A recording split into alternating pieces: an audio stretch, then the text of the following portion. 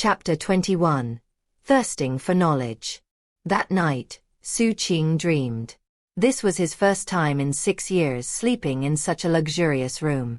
It was his first time being comfortable, without the cold biting at him. And thus, it was one of the first times in a long time that he'd dreamed. In his dream, the world wasn't a brutal place. The god's broken face didn't hang in the sky, and his father and mother were there with him. So was his older brother. Without a care in the world, he headed to class with his friends. Afterward, he returned to a warm home, where he had a hot dinner with his family. Then he went to sleep feeling wonderful.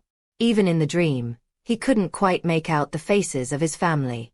He tried, but it was like they were covered by a concealing mist. Early in the morning he woke up, opened his eyes, and lay there in bed staring at the ceiling. He felt warm as he slowly emerged from his dream, and then he looked around. The room was built from grey bricks and tiles. There was a desk and a bed, as well as a washroom. The floor still radiated a bit of warmth, left over from the fire in the stove last night. There was a woven rush mat on the floor, and there was even a bookshelf, though it was empty. Everything was simple, but to Xu Qing, it was extremely luxurious. Taking a deep breath, he went to the washroom. After carefully putting his hands into the basin, he watched the muck slowly slide off of them before quickly pulling them out of the water.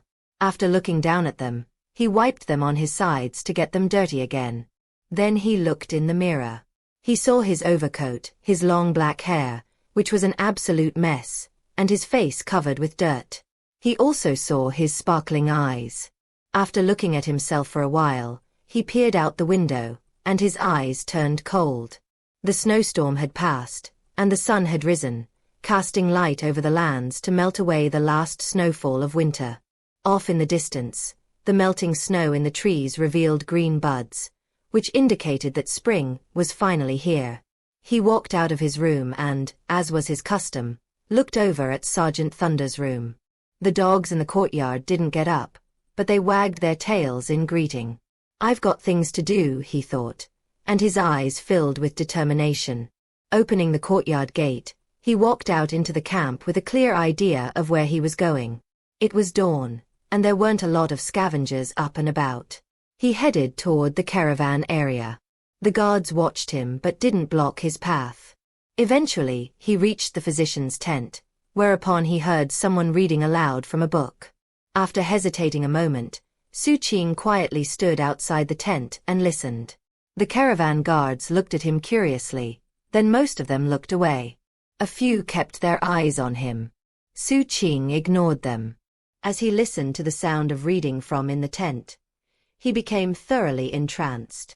And eventually, he realized that it wasn't just someone reading, but rather, the sound of some sort of test being administered. It was the girl he remembered seeing.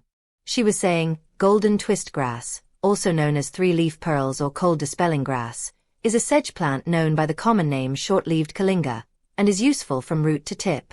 It's a perennial herb that grows in forested mountains and damp wilderness regions. In South Phoenix, it can be found in the southern prefectures of Rising Nether and Wide Spirit.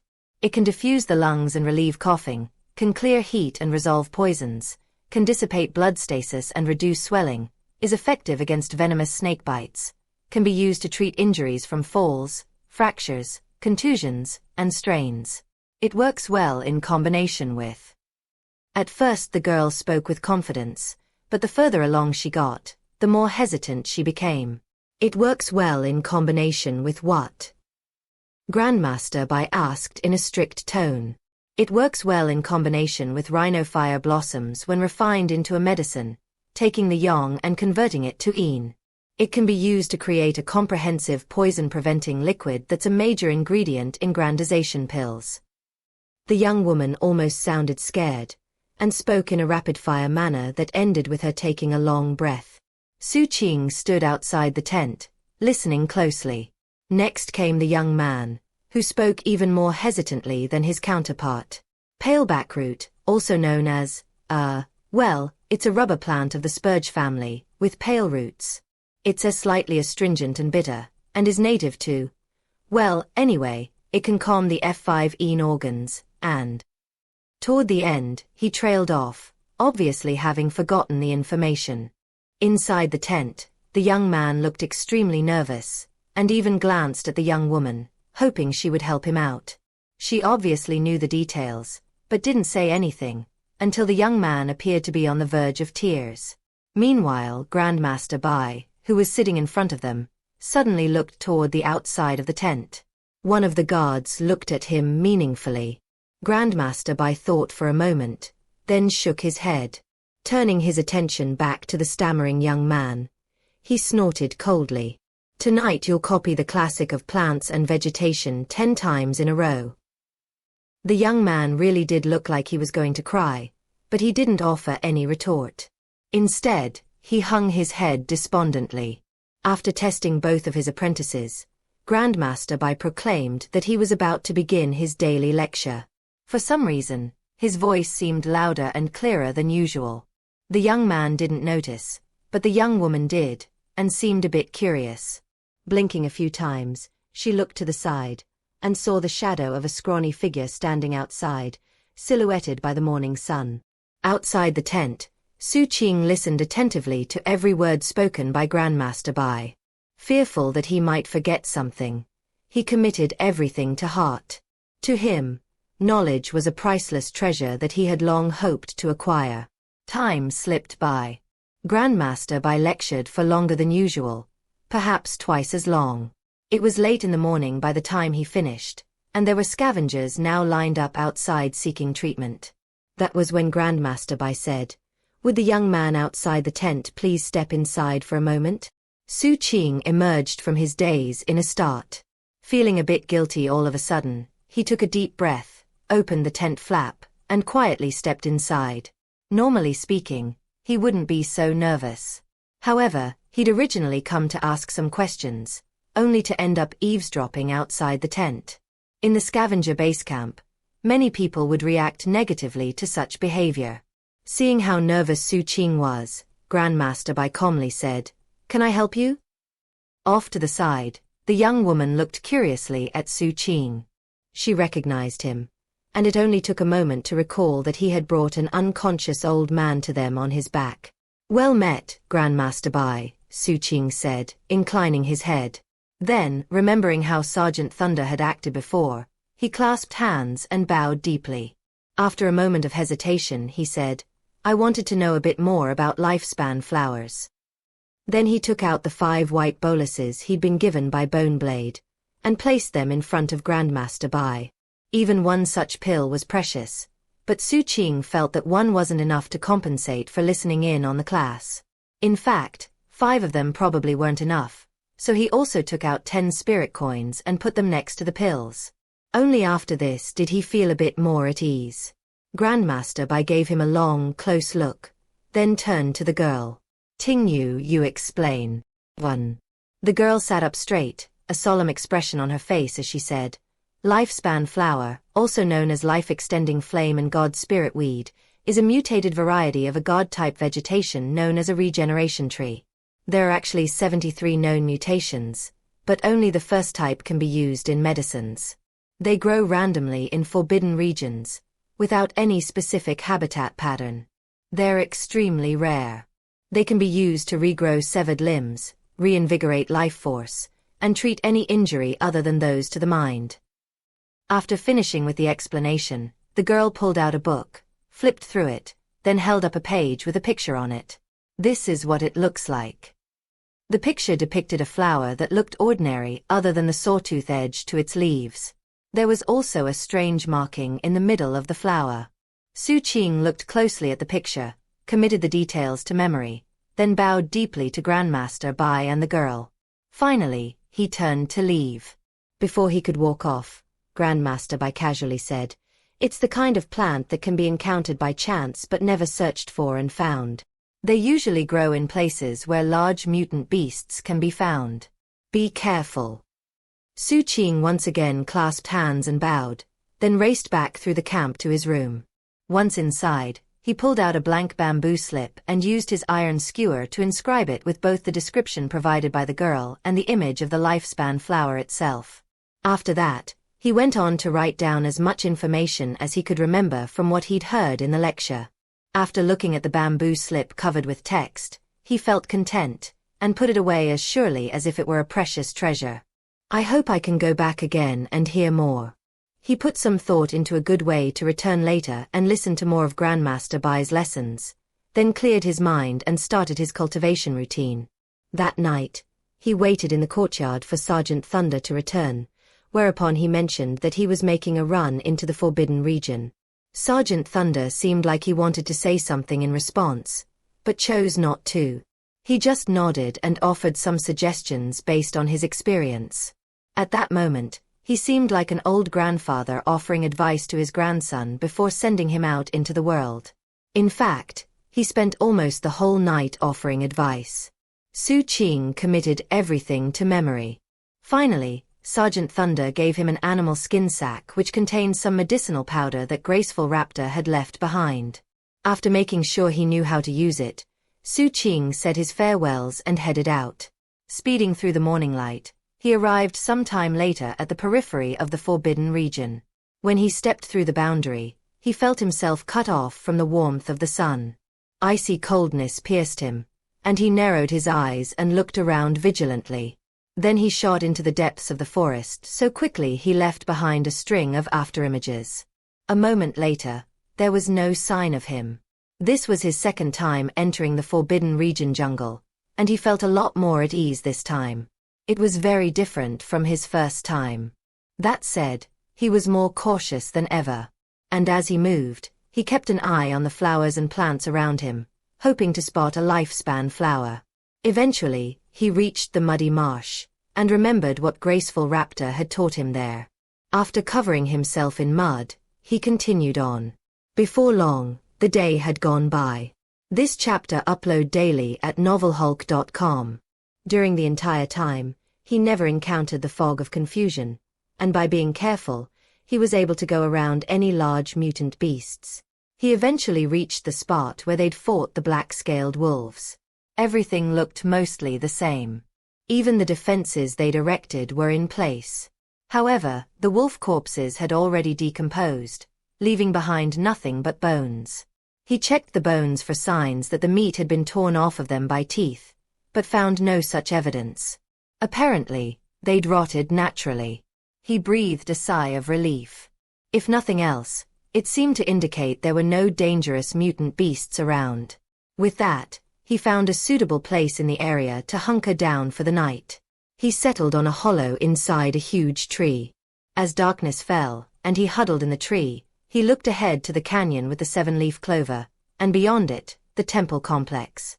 He had other goals on this journey other than simply looking for lifespan flowers. He also wanted to find one of those scar-removing crystals for the girl in the general store. Tomorrow, he murmured, I'll see what's out there. 1. Ting means pretty, attractive, graceful, and Yu means jade. This does not come across as a surname combined with a given name. It could be a nickname, or it could be her given name used without the surname. It's impossible to tell. That said, it doesn't come across as a Daoist name. Madame Deathblade says it sounds cute and pretty. Chapter 22. Temple Complex.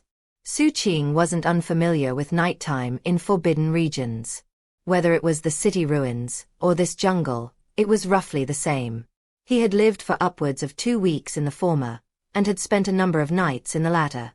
As he huddled in the tree hollow, he kept his eyes half open as he quietly performed breathing exercises, absorbing the mutagen-heavy spirit power. Once the spirit power was inside him, he cleansed it with the sea and mountain incantation, allowing the pure spirit power to spread through his body, while the mutagen entered his shadow. He had already become used to the difference in cultivation that his shadow provided. He wasn't sure if it was because of his shadow, or the general danger in the forbidden region, but regardless, he had no choice but to maintain a high level of concentration. And thanks to that concentration, his cultivation progressed rapidly. Right now, he wasn't far from the 4th level of the sea and mountain incantation. It's like a grindstone.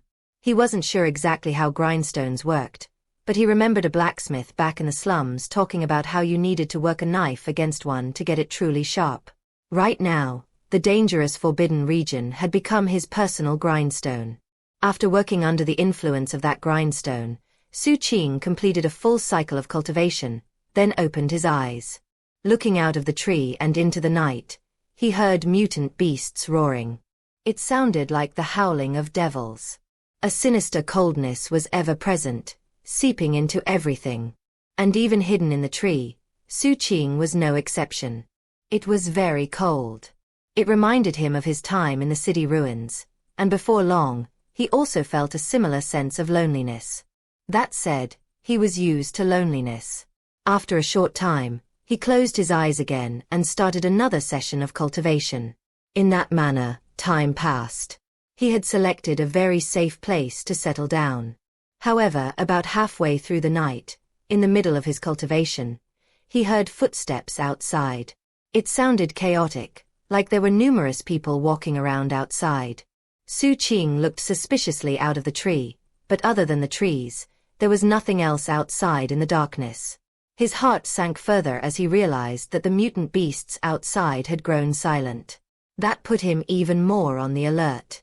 He thought back to the singing and the footsteps from before. However, these footsteps seemed different. It doesn't sound like the singing. There's no song at all. Having come to this conclusion, he remained quietly in place, even masking his breathing. The footsteps grew clearer, and eventually, it sounded like a group of people approaching. At the same time, a coldness arose, so intense that Xu Qing worried it might freeze him where he hid. He wasn't unfamiliar with this type of coldness.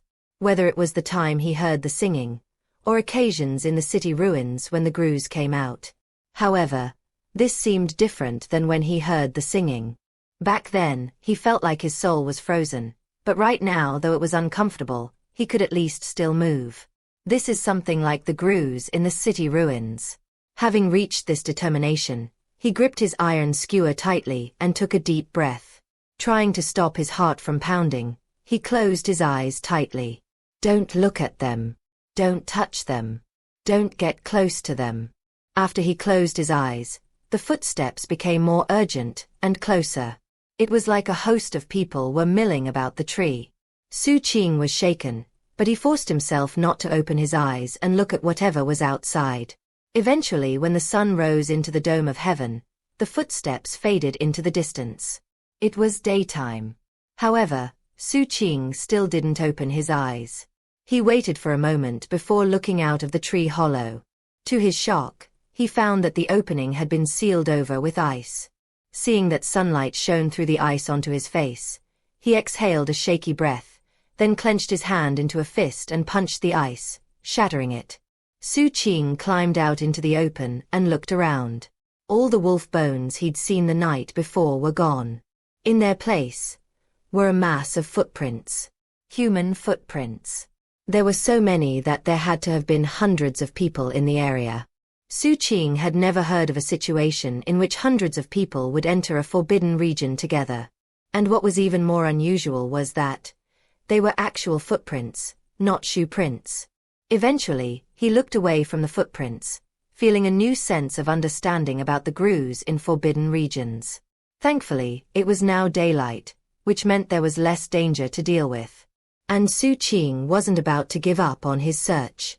He continued on. Several hours later, he reached the spot where he and Squad Thunderbolt had harvested 7 leaf clovers in the canyon. Just like before, the sunlight couldn't penetrate the leafy canopy of vines that stretched over it. The entire place was filled with a floral fragrance, and seemed completely different from the dangerous world outside of it. It was almost like a paradise. Upon reaching the harvesting spot, Xu Qing breathed a sigh of relief. Then he looked beyond it to the distant temple complex. He rested only a moment before retracting his gaze and continuing onward at top speed. The jungle past the canyon was even thicker, with less sunlight making its way through the canopy. But perhaps because the ancient temple complex still radiated a bit of its former might and glory, the area seemed less dangerous. The surrounding jungle also seemed a bit warmer. In fact, as Xu Qing got closer to the complex, The jungle trees seemed more like ordinary trees from the outside world. They didn't seem twisted and dark. He even spotted some 7-leaf clover, which he harvested. Everything about this area was surprising, but he didn't let his guard down. Another 2 hours went by, and evening was about to fall. That was when Xu Qing emerged from the jungle proper and saw the temple complex in front of him. There were still trees in the area, but not many. The sunlight that hit his eyes was dazzling, but he still saw the numerous temple structures. They were round, and all of them were dozens of meters tall. Most of the stone walls were crumbling and covered with moss, but a few of the buildings were relatively intact. The entire place contained an air of grandeur. Stepping inside, he heard the sound of gravel crunching beneath his feet. And for some reason, he felt like he was looking around at an immense kingdom. Everything was in ruins, but it all had an aspect of profound age to it. It almost seemed like the ruins were trying to explain their history to him. Walking a bit further in, he found himself in front of a crumbling statue. Most of the bottom of the statue had been crushed into rubble, but the head and shoulders were intact. Even still, the statue loomed 90 meters in the air. Back when it was whole, it must have been at least 600 meters tall. Standing in front of it, Xu Qing felt minuscule. The wind sounded like a lonely flute that cut this area out of space and time. Whatever glory this place had once embodied, it was now a thing of the past. He looked at the statue for a long time. He thought back to the slums outside the city ruins, and wondered what they would be like when people came back years later to explore them. Would those people be like him now, carefully entering the forbidden region and peering into the ancient past? After a while, Xu Qing left the statue to look around the rest of the temple complex. However, he didn't find the special crystal Sergeant Thunder had mentioned. Before leaving, Sergeant Thunder had described it in full, which was how Xu Qing knew it glowed with a 7-colored light. Apparently, they were natural objects that didn't conform to any specific pattern in terms of where they appeared. After a fruitless search, he was feeling a bit disappointed, and headed to the top of one of the larger temples to look around. Behind him was the jungle of the forbidden region, which seemed to go on without end. After calculating the date, he realized that this was the 4th day since Boneblade had bought insurance from him. He hadn't noticed any fog in the jungle the day before, and it didn't seem like there was any today. So, he wouldn't have to do any rescuing. On the other side of the temple complex were the true depths of the forbidden region. Looking up, he saw that there was still some daylight left. That meant there was some time to explore deeper into the forbidden region, then come back to the temple to rest. Having made his decision, he jumped off the temple and continued onward to explore. As soon as he was in the jungle again, his nerves felt stretched taut, and he put himself on full alert. After all, this place would be full of more hazards than the outside areas. In fact, only about an hour later, he was back in the temple, his expression grim and fearful. On the upside, his sack was absolutely full. He had barely gone 500 meters into the jungle before finding a large patch of 7-leaf clovers. Much to Xu Qing's delight, it had obviously been a long time since anyone harvested from that location. As a result, the harvest would fetch quite a sum. However, as he began picking the clover, he sensed the surrounding mutagen getting stronger. If it wasn't for his shadow being able to absorb the mutagen, it would have been difficult to make much progress at all. This chapter upload daily at novelhulk.com. And that was when, far off in the distance, he saw the same type of grewish jellyfish he'd seen before. Except it wasn't just one jellyfish, it was about 10. They were smaller, but at the same time, emanated an intense coldness. Most of them seemed to be hanging from trees asleep, but the mere sight of them caused Xu Qing to creep away quietly. The further he got into the jungle, the more he got the sense he was being watched by countless avaricious eyes lurking in the depths of the jungle. It caused a prickling sensation on his neck and back. And that was only the outside part of the forbidden region depths. It defied imagination to think of what terrifying things might exist further in. Not daring to explore any further, he'd hurried back to the temple complex. It was only after reaching the complex that the prickling sensation on his back faded away. The complex itself was a border that marked the truly deep parts of the forbidden region. Xu Qing took a deep breath and used the last bits of evening light to find one of the intact temples to hole up in for the night. Inside, he found a wall crevice into which he crawled. Sergeant Thunder had mentioned that this place was a safe place to find refuge. Xu Qing looked around the temple. It was large, with an enormous statue, a divine likeness, bearing a saber. It stood in the position of honor, surrounded by other lifelike statues on the walls. However, all of them were eroding in the sands of time. That said, there weren't many mutant beast droppings or footprints. If there were none, or if there were many, that would be an abnormality, and he would have picked another location. As long as those signs were few, it meant this place was relatively safe. The temple complex was in the middle of the jungle, but was in something of a clearing, so it made sense that the surrounding mutant beasts wouldn't come in very often.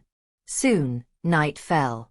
As the howl of beasts drifted in the night air, Xu Qing started his breathing exercises. Time passed. As he had guessed would be the case, a few mutant beasts came into the temple complex. But those he did hear were far away. However, just like the night before, about halfway to morning, he heard the chaotic sound of Gruish footsteps. This time, they were just outside the temple. They're back. He frowned, wondering why these footsteps had appeared twice, both near him. He felt very uneasy, but considering the previous experience, he decided the best thing was to keep his eyes closed. However, instead of the footsteps eventually going off into the distance, they seemed to grow more numerous. As they gathered, sinister coldness spread.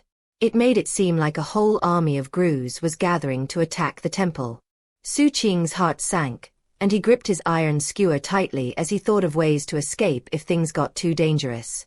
However, that was when the footsteps outside ceased, and everything became incomparably quiet.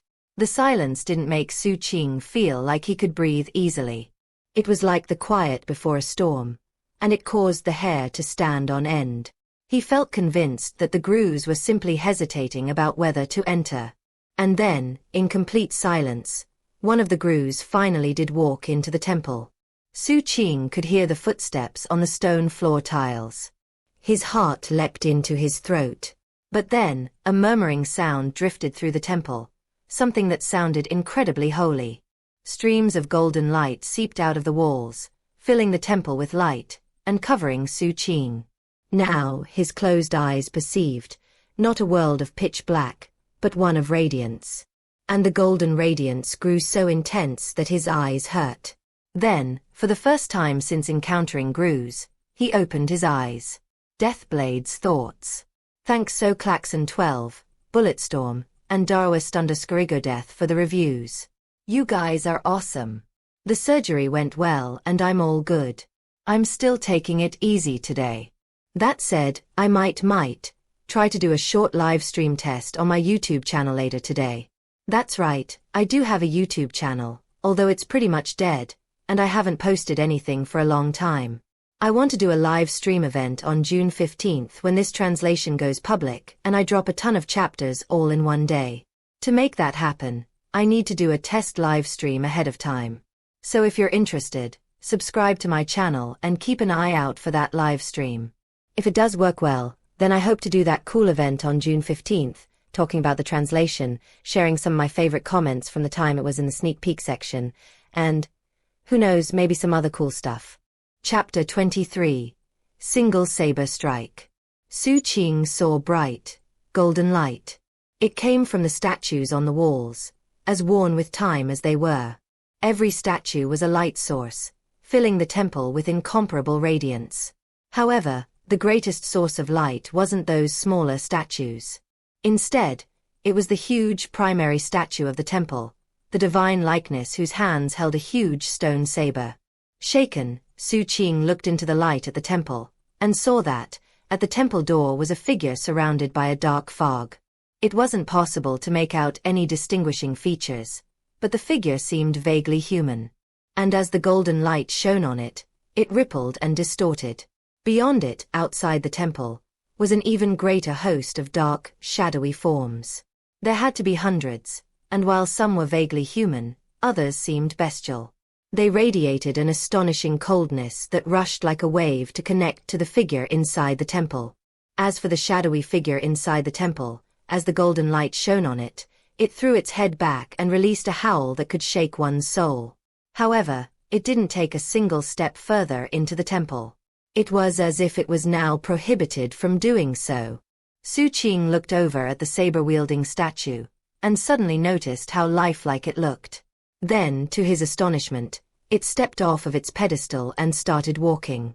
Overflowing with profound dignity and holiness, like a god from heaven descended into the mortal world, it strode toward the shadowy figure. It lifted the saber, and swung it down. That saber move was simple and unrefined, yet it contained a Tao resonance that could shake heaven and earth. Xu Qing didn't hear any sound, but his soul trembled as if it sensed mournful screaming emanating from the shadowy figure. The fog surrounding it evaporated, revealing a rotting body draped with tattered clothing. Visible now was an old man with eye sockets that were nothing but gaping holes. A moment later, his body collapsed, dissipating as surely as the fog that had surrounded him. The shadowy figures outside were also affected. The fog surrounding them began to fade, and because of the golden light, Xu Qing was able to see some of them clearly. One was a recognizable face. It was Captain Bloodshadow. This chapter upload daily at novelhulk.com. He was in the crowd, his gaunt face expressionless. As the golden light shone on him, it was like he became purified, and then vanished. A few moments later, there was nothing out in the darkness of night. All of the shadowy figures had disappeared. The light in the temple faded, and the shocking statue turned around and walked back to its place. Eventually, it stopped glowing and once again turned into a statue, standing there, looking at the main door of the temple, waiting and guarding. Soon, everything was back to normal. However, Xu Qing still huddled in the stone crevice, panting, his eyes shining with disbelief. The obviously dead Captain Bloodshadow still existed. The obviously ordinary temple shone with shocking golden light at night. The obviously unmoving statue became a godlike figure whose single saber strike was boundlessly majestic. Before long, the sun rose, and a new day began. It took a while for Xu Qing to settle his thoughts, whereupon he crawled out from the stone crevice. He looked at the light outside, then the statues on the wall, and finally the large statue with the saber. He wasn't sure what exactly the statue was, and whether it was alive or dead. He had no idea how long ago it was when this temple had been in its heyday, or what it had been like back then. But the events of the previous night had left him shaken. That was especially true of the majestic energy that accompanied that saber strike. It had left a mark deep in his soul, ensuring that he would never forget it. What was more unimaginable was there was actually an area in this dangerous forbidden region that darkness could not encroach upon. Sergeant Thunder hadn't mentioned that to him, but then again, maybe the old sergeant didn't even know. For one thing, events such as last night's weren't exactly common. Furthermore, there weren't many people in the base camp who stayed for prolonged periods in this forbidden region. Therefore, even if such events did occur occasionally, few people would have been around to serve as witnesses. Any stories that people did tell would have eventually turned into nothing but legends. Taking a long look at the statue, Xu Qing clasped his hands and bowed deeply. Then, after some more thought, he took a candle out of his sack, put it in front of the statue, and lit it. Finally, he offered another respectful bow and then left the temple. After emerging from the complex, he kept looking over his shoulder at it, hoping it would help him remember everything. And he couldn't stop thinking about that single saber strike.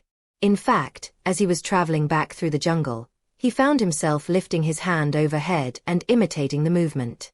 With every attempt to copy it, he felt like the move was more and more familiar. The cultivation of the sea and mountain incantation involved imitating the image of the goblin. But now, Xu Qing was replacing the image of that goblin with the image of that single saber strike. As he did, his cultivation base shot past the breakthrough point, and he entered the 4th level of the sea and mountain incantation, all without Xu Qing even noticing what was happening. Perhaps because of how he was imitating that saber strike, this breakthrough didn't just provide a boost to his power and speed. It also pushed him to a breakthrough in his psyche. As a result, Xu Qing felt like he could think more clearly. And when he raised his hand overhead, it already seemed like it contained some of the fundamental nature of the saber strike. It filled him with delight. 2 days passed. Perhaps it was because he was in the periphery of the forbidden region, or perhaps it was the shocking event that had played out in the temple, but either way, he didn't run into any Gru footsteps. And the mutant beasts were few and far between. His cultivation base had reached a higher level, making it easier to keep himself safe. But he still was very careful and cautious. He hadn't found the lifespan flower or the scar-removing crystal. But he'd harvested a good amount of 7-leaf clovers, so as soon as he returned, he would sell them for a hefty sum of spirit coins. It was evening when he neared the edge of the jungle. And that was when he stopped walking and looked down at a plant near his feet. It looked similar to the lifespan flower, although based on what he remembered from the picture he'd seen, it was another kind of plant. However, after some thought, he looked around guiltily as a plan formed in his mind, then reached down and harvested the thing. Finally, he ran out of the jungle and into the base camp, shortly after sunset. It wasn't late at night, so the camp was bustling. That was especially true of the feather-covered tents, which seemed filled with the sound of playful banter and spirited panting. Xu Qing ignored the sounds as he returned to the residence. As soon as he opened the courtyard door, he saw Sergeant Thunder walking out. The sergeant noticed how bedraggled Xu Qing looked, but didn't say anything about it. Instead, he looked relieved. "You were gone a long time. I went to that temple complex." Moonlight mixed with the lamplight in the courtyard, allowing Xu Qing to see Sergeant Thunder's bloodshot eyes and exhausted expression. He clearly hadn't been sleeping much.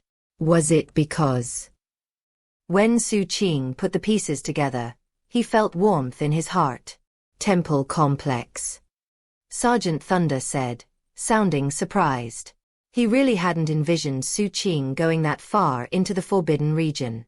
However, he didn't ask questions. Instead, he led Xu Qing into the kitchen, rolled up his sleeves and put some food on the table.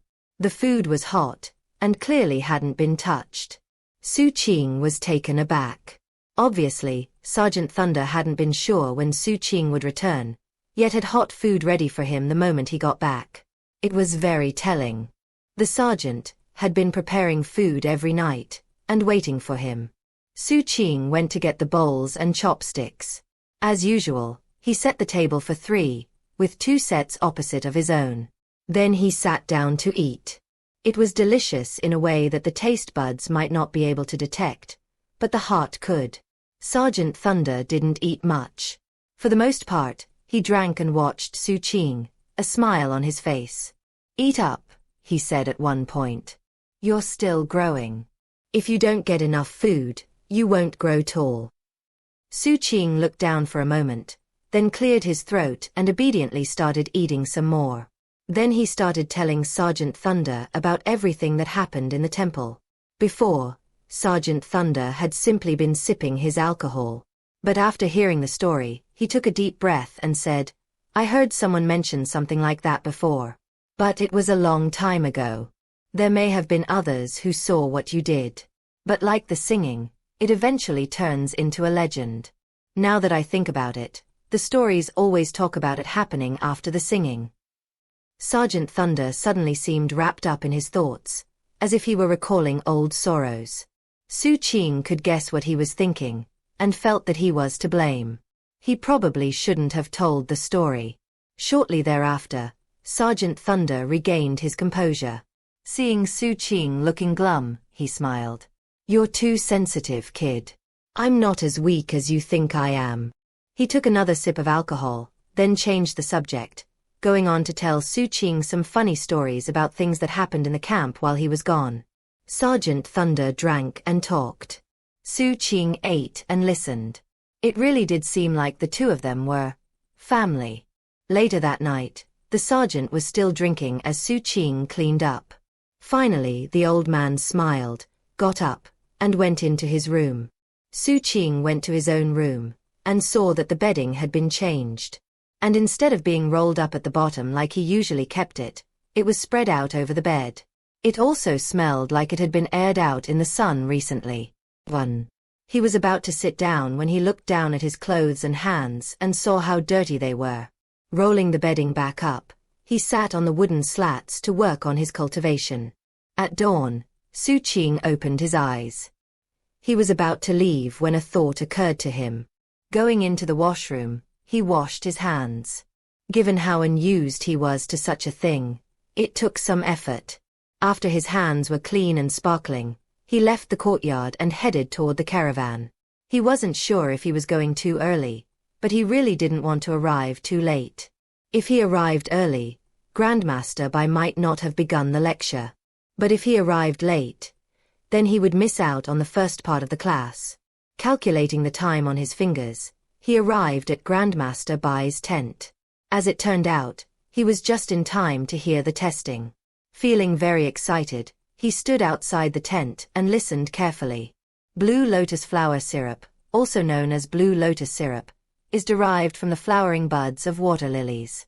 It is an aromatic liquid created by a unique heating technique. It can stabilize the lungs, help control bloody coughing from fire-related techniques. It was the voice of the young woman. Xu Qing listened intently, hardly aware of the passage of time. Before he knew it, 2 hours had gone by. Suddenly, the tent opened, and Grandmaster Bai was standing there looking at him. "Can I help you?" Grandmaster Bai's gaze wasn't sharp, but it was imposing. Xu Qing instantly felt nervous. Quickly reaching into his sack, he pulled out the medicinal plant he'd harvested the day before. Keeping his head bowed, he said, "Grandmaster Bai, I wanted to ask whether or not this is a lifespan flower." In response to his words, Grandmaster Bai stared at him blankly for a moment. Then an unusual expression flitted over his face. He looked at Xu Qing's hands, which seemed a lot cleaner than before, and then at Xu Qing's face, which was taut with anxiety. "It's not," he said. Xu Qing quickly clasped hands, then hurried away, breathing a sigh of relief as he left the caravan area. Then he looked back and realized Grandmaster Bai was still looking at him. The old man nodded. Xu Qing stopped walking, then clasped hands and bowed deeply before continuing on his way. After Xu Qing disappeared, Grandmaster Bai went back into the tent. Inside, the guards, as well as his 2 apprentices, remained in place, motionless, as if they were made in stone. Right in front of his seat, there was now a table spread with a variety of fine food and drink. On the opposite side of the table from Grandmaster Bai's seat was an old man in a violet robe, behind whom stood a servant in a grey garment. Looking at Grandmaster Bai, the old man in violet laughed heartily. "Well, what do you think, Grandmaster Bai?" Grandmaster Bai didn't seem at all surprised at the sudden arrival of this old man in violet. Nor was he worried that his people in the tent were frozen in place. Sitting down in his chair, he lifted one of the flagons of alcohol and took a drink. "What do you mean, what do I think?" The violet-robed old man smiled. "I'm talking about the kid. Like I said last time, while I was waiting for you to show up earlier, I found a boy with lots of potential." Grandmaster Bai gave a cold harumph and glared at the violet-robed man. Potential? The first time the child eavesdropped, it wasn't a big deal. But this time he pulled out some medicinal plant and asked me if it was a lifespan flower. Now I'm getting the feeling he's going to start bringing all sorts of random plants here as an excuse to eavesdrop. If not for your recommendation, I would have driven him away immediately. The man in violet laughed again. "You have a mouth like a blade, but a heart like tofu. Given your foul temper, if you didn't think he has some potential, it wouldn't matter who introduced him to you, you wouldn't give him the time of day." Grandmaster Bai gave another cold snort, and instead of offering a further explanation, asked, "You want to take him to Seven Blood Eyes, don't you? Taking him to that pestilent place would be a waste of a potential academic." Eyebrows twitching, the man in violet said, "Waste? I think not. Besides, what good is it to be an academic? In this world, everything is about your cultivation base." "What good is it to be an academic?" Grandmaster Bai retorted heatedly. "Let me ask you, Why did you come here and repeatedly beg me, an ordinary person, to go with you to Seven Blood Eyes? With an embarrassed smile, the man in violet said, Oh, well, you're different, sir. How am I different? Grandmaster Bai snapped, glaring. The man in violet suddenly smacked his own forehead. I completely forgot that I have something really important to do right now. I need to leave, Grandmaster Bai. I'll come back tomorrow and we can drink some more together. He got up and prepared to leave, but at the last moment, looked back at Grandmaster Bai. When he spoke, his tone was very earnest. Grandmaster Bai, if you really think the boy has potential, then teach him some more. Give him a chance. Maybe he can get to Seven Blood Eyes as an academic with a cultivation base. With that, he left with his servant. After he was gone, everything in the tent returned to normal, with no one having any idea something strange had just taken place. The guards stood there. The young man was muttering anxiously, and the young girl looked pleased with herself like usual. As for Grandmaster Bai, he sat there looking thoughtfully at the spot where Xu Qing had disappeared. 1. In China, the common way to clean your bedding, more specifically your comforter, which is often made of silk, but not always, is to hang it outside in the sun. When it comes to silk comforters, my understanding is that you can't wash them with water, so I guess there's really no other way to do it. Maybe it's also common to do that in other parts of the world, but not where I was raised. We would usually just wash it. In any case, the fact that he noticed his bedding had been hung in the sun comes across as very Chinese to me. Deathblade's thoughts. Hey all, after a successful live stream test earlier today, I'm officially announcing that I'm going to do a celebratory live stream on Thursday, June 15th to go along with the public launch of this novel and a big mass release of chapters. Among other things, I'm going to be sharing some of my favorite comments from when the novel was in sneak peek. That includes this chapter and everything up to the chapters on Wednesday. There is still a chance to get some good comments into the mix. Chapter 24. Kid, you answer. After reaching his residence, Xu Qing let loose a long sigh. He was worried he hadn't done the right thing in eavesdropping. However, it wasn't as though he had any other options if he wanted to sate his thirst for knowledge. One thing was obvious. Grandmaster Bai had seen through his little scheme. I should offer a payment. The only question was what to offer, and whether it would be accepted. If not, would he ever get another chance like this again? Worried that he might forget about this new idea, he took a bamboo slip out of his sack and used the iron skewer to carve Grandmaster Bai on it. After finishing, he looked it over, then added 4 more names. One was Sergeant Thunder, and the other 3 were people who had helped him back in the slums. Though that help had been minor, he wanted to remember it. After finishing with the names, he took out another bamboo slip and started recording the contents of the lecture. Then he took out the slip with the first lesson's information and reviewed it all. Only then did a look of satisfaction appear on his face. I already know the details of 27 types of medicinal plants. Xu Qing was in a good mood, and it lasted all day, even through his daily cultivation routine. The next day he got out of bed early and went out to buy some 7-leaf clovers. He also bought another plant that looked similar to a lifespan flower, then followed what was now becoming a routine as he went to Grandmaster Bai's tent. He stood in the same spot as the day before, and just like the day before, he listened carefully to the entire lesson. Also similar to the previous day, Grandmaster Bai came out and asked what he was doing there. Xu Qing meekly held up the flower and asked the same question as the day before. Grandmaster Bai looked at the flower and sighed. Shaking his head, he told Xu Qing all the information about the plant he'd bought. This chapter upload daily at novelhulk.com. Of course, that gave Xu Qing details about yet another medicinal plant. Feeling very pleased, and also deeply thankful, he bowed deeply then hurried away. Just like before, he looked over his shoulder to see Grandmaster Bai watching him. Yet again, they shared a nod. Xu Qing was building memories he would never forget. In this manner, half a month passed. Every day, Xu Qing would go to Grandmaster Bai's tent with a medicinal plant in hand. He would listen to the lecture, then ask about the plant. As a result, he learned a lot about plants and vegetation, and in addition, learned about how different plants worked in combination. He benefited immensely, and now had dozens of bamboo slips filled with information. Grandmaster Bai never mentioned anything about his eavesdropping, and always patiently explained the details of the plants Xu Qing brought with him. Eventually, the guards got used to seeing the kid in the fur overcoat showing up early in the caravan area. And Grandmaster Bai's 2 young apprentices were the same.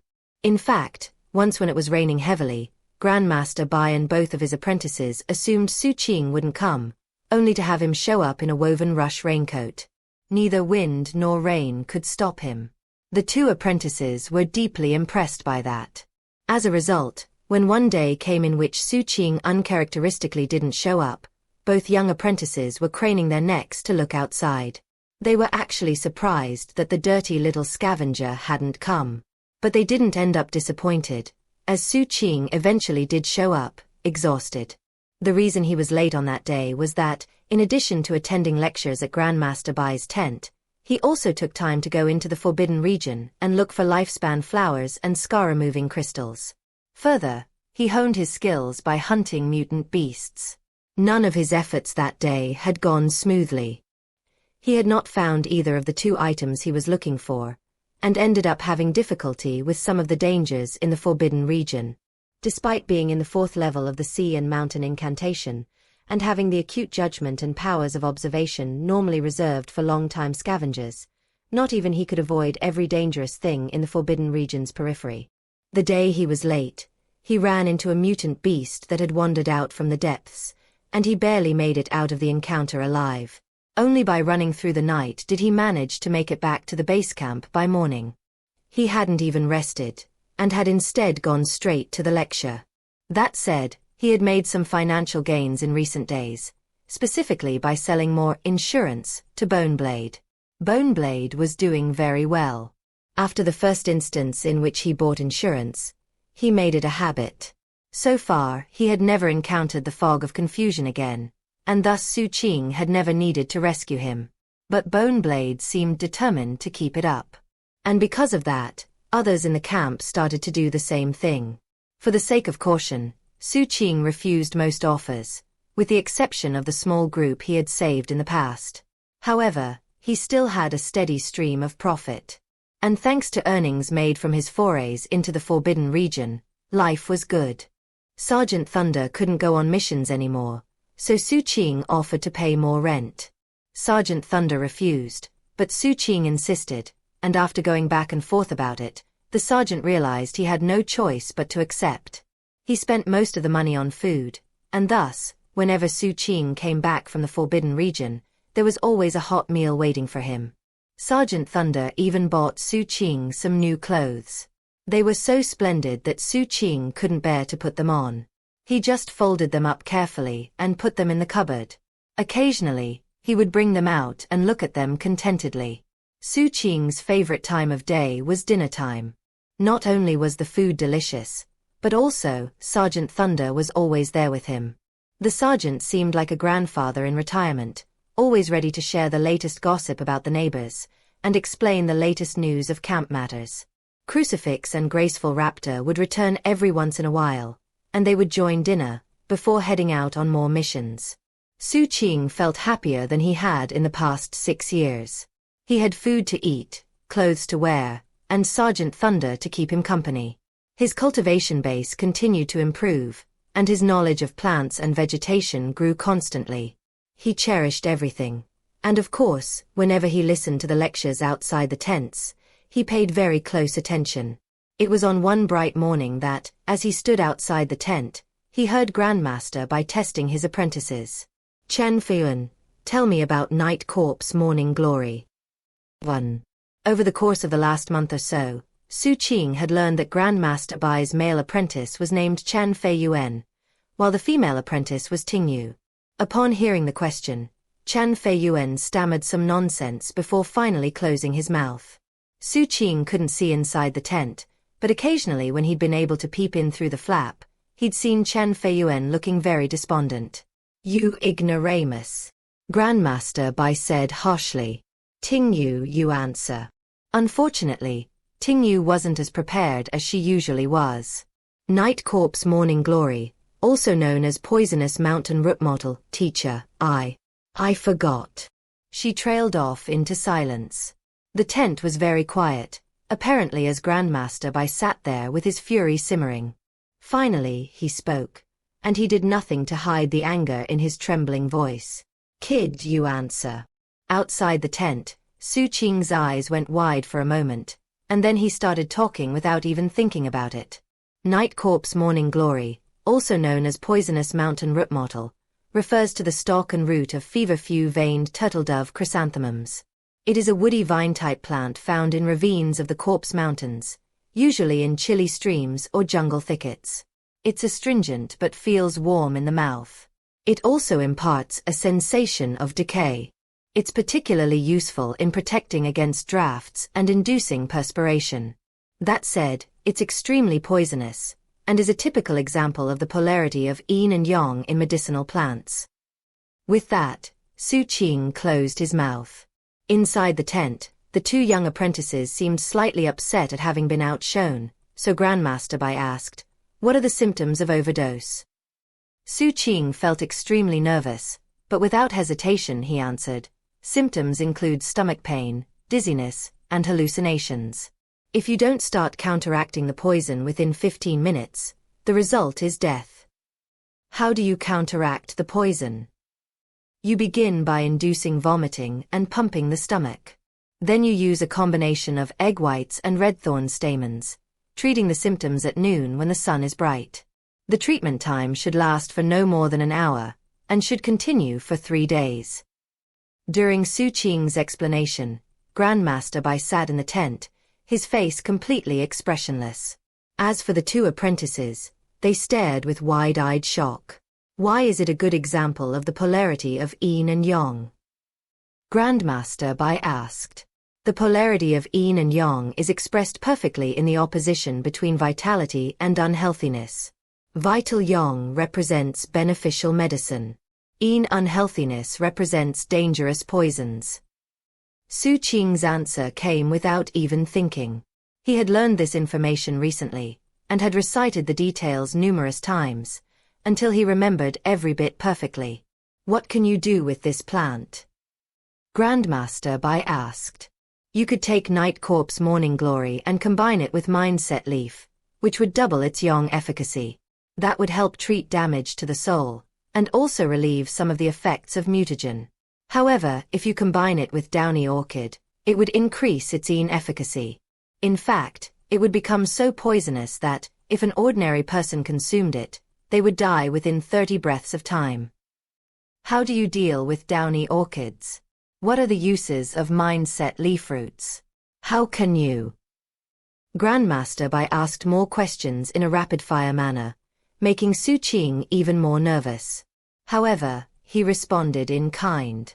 For the time it takes an incense stick to burn, an old man and a young man went through an intensive question-and-answer session. The questions Grandmaster Bai asked were all related to the content of the lectures in recent days. Thus, Xu Qing knew all the answers and was able to provide them quickly. The two apprentices went from being shocked to looking shaken, and stared blankly at Xu Qing's shadow silhouetted on the tent wall. Finally, Grandmaster Bai asked a concluding question. Take 3 one-year-old Night Corpse Morning Glories, combine them with 6 3-year-old cloud-passing tufts, add in 9 10-year-old short-leaved kalingas, and create a medicinal liquid. What does it do? Both of the young apprentices' faces fell. This question was not about a simple description of plants, but rather a complicated mixture. It was also the first question that Xu Qing couldn't answer immediately. After thinking for more than 30 breaths of time, he took a deep breath and said, "Unhealthiness is difficult to suppress. Yang exhilarates, yin debilitates. Bringing in the cloud-passing tuft's yang efficacy raises the short-leaved kalinga's detoxifying properties to an astounding level." After finishing speaking, Xu Qing stood there with his eyes wide, as if he had just realized something. "And that," Grandmaster Bai said coolly, "is 70% of the pill formula for a basic grandization pill. Combine those 3 medicinal plants, heat them for 14 hours, and you'll have the pill. I asked you a lot of questions. Now, do you have anything you want to ask of me? Xu Qing felt shaken. Over the past month or more, he had plenty of unanswered questions. After all, he had been eavesdropping. And though Grandmaster Bai hadn't prevented him from doing so, there was no way he could ever bring himself to interrupt the lecture with questions. But now that Grandmaster Bai had given him the opportunity, he didn't hesitate. Grandmaster Bai, do flame rope hemp and yong seed needles work well no matter where they grow? I know they're similar, but how exactly do they differ? Why can't you pick coffin resting buds during the daytime? The sap of mindset leaves obviously drives out unhealthiness. But why can't they be used together with life sight branches, which also drive out unhealthiness? Xu Qing asked question after question, and Grandmaster Bai answered them all in detail. It seemed as though there would be no end to Xu Qing's questions. Time passed, until it was far past when the lecture would usually end. From the expressions on the faces of the two apprentices, it was as if they were witnessing a freak of nature. Finally, Xu Qing looked up at the sun, and seeing how late it was, stopped asking questions. As far as he was concerned, it was impossible to describe how much he had benefited this day. Many of his questions had been answered, and more than ever, he felt like he was gaining comprehensive understanding of the topic. And it only made his thirst for knowledge grow even more intense. As he was preparing to leave, Grandmaster Bai said one more thing from inside the tent. From now on, don't stand outside the tent. And don't bring those random medicinal plants either. Henceforth, you'll be attending class inside. 1. Chen Fei Yuan. Chen is listed number 5 on the top 100 most common Chinese surnames. Fei means fly, and Yuan means source, origin. Madame Deathblade says that when she sees this name, it seems like a mediocre guy, nothing special about him. Chapter 25. Tao of Poison, Corpse-Ravaging Powder. When those words hit Xu Qing's ears, his eyes widened even further. He had previously only dreamed of being able to go into that tent to listen to Grandmaster Bai's lessons. Trying to mask his excitement, he clasped hands, bowed deeply, and said, "Many thanks, Grandmaster." He spoke the words in complete earnest. Only after a long moment passed did he rise from his bow and leave. This time, he didn't look back to see if Grandmaster Bai was watching him. However, he did hear the Grandmaster loudly criticizing his two apprentices. He thrummed with excitement as he hurried back to the residence. When he broke the news to Sergeant Thunder, the old man was delighted. And seeing Xu Qing so happy made him smile even more broadly. The old sergeant felt emotions tugging at his heart as he thought about how Xu Qing had been visiting the Forbidden Region so often lately. Although Xu Qing never said why he was doing it, Sergeant Thunder knew that at least one reason was to look for lifespan flowers. The kid was devoted and loyal, and had literally saved his life. In the cold and bleak world they lived in, that was something worth treasuring. However, whenever Sergeant Thunder saw Xu Qing coming back exhausted and bedraggled so often, he felt bad. This chapter upload daily at novelhulk.com. And thus, Xu Qing's exuberance filled him with joy. Heading to the kitchen, he cooked a sumptuous feast for dinner, during which he repeatedly exhorted Xu Qing to show respect to his teacher, be deferential, and listen carefully to the lectures. Xu Qing, of course, took all the advice very seriously. After dinner, Xu Qing went to his room, still feeling excited.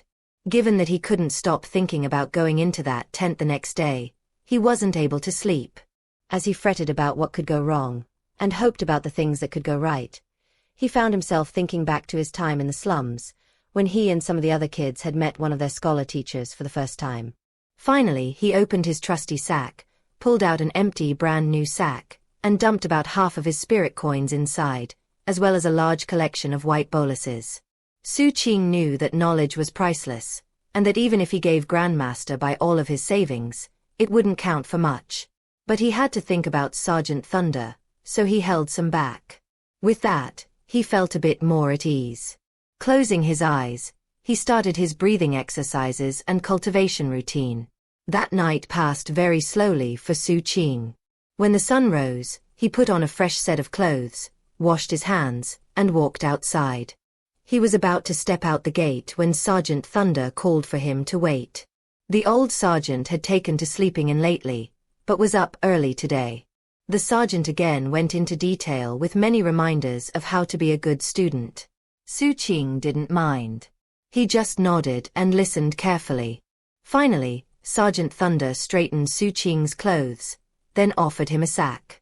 "You can't go into that tent empty-handed." "I wasn't going to," Xu Qing said quietly, refusing to take the sack. Sergeant Thunder glared at him briefly, but could see the determination in his eyes, and pulled the sack away.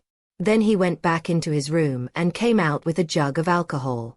"I happen to know Grandmaster Bai likes to drink. Take this for him." This time, Xu Qing didn't refuse. Taking the alcohol, he left the courtyard, walked a bit, then looked over his shoulder and waved at Sergeant Thunder. Then he hurried toward Grandmaster Bai's tent. Watching Xu Qing leave, Sergeant Thunder smiled. "The kid's even happier than when I took him to harvest 7 leaf clovers." Feeling both happy and nervous, Xu Qing walked up to the tent he had stood outside on so many occasions over the past month or so. Taking a deep breath, he knocked on the main tent flap. "Come in," Grandmaster Bai said. Xu Qing looked down at his clothing, quickly adjusted the fold of his robe and smoothed out some wrinkles, then opened the flap. Inside the tent were the guards, plus Grandmaster Bai and his 2 apprentices. As Xu Qing looked at them, they looked back. Grandmaster Bai had a placid facial expression, but the 2 apprentices did not. The young man named Chen Feiyuan looked a bit resentful, while the girl, Tingyu, seemed curious. Xu Qing clasped hands and bowed to Grandmaster Bai, then took out the sack he'd prepared along with the alcohol. As he'd learned in class in the slums, he bowed at the waist and offered them with both hands. Though he was in a bowing position, he saw a bit of warmth in Grandmaster Bai's eyes. Grandmaster Bai didn't touch the sack, but he did accept the alcohol.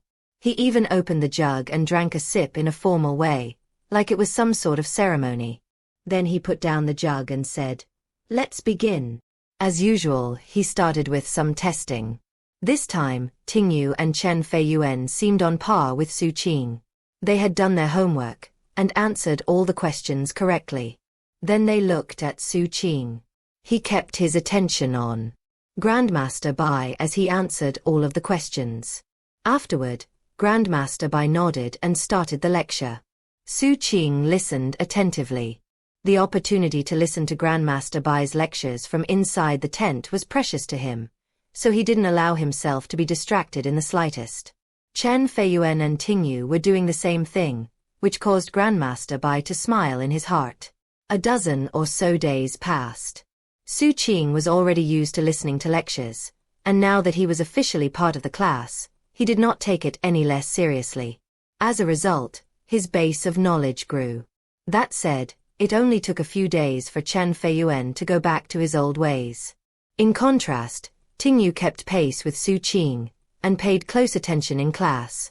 After the lecture was over, she would even talk to him a bit. Most of her questions were about life in the base camp, and though Xu Qing was reluctant to go into details, he did offer simple explanations. As for Chen Feiyuan, he still seemed resentful of Xu Qing, and had hardly spoken more than a few words to him. Xu Qing didn't care. He had never been great with social interactions, and always did his best to leave the tent as quickly as possible after the lecture. Then he would go into the Forbidden Region. However, now he had a new goal while there: to find plants and vegetation that he had learned about. Before he had begun attending lectures, the plants in the Forbidden Region had all seemed the same. But things were different now. Now Xu Qing frequently ran across plants he knew about, and seeing them in real life added to his depth of knowledge.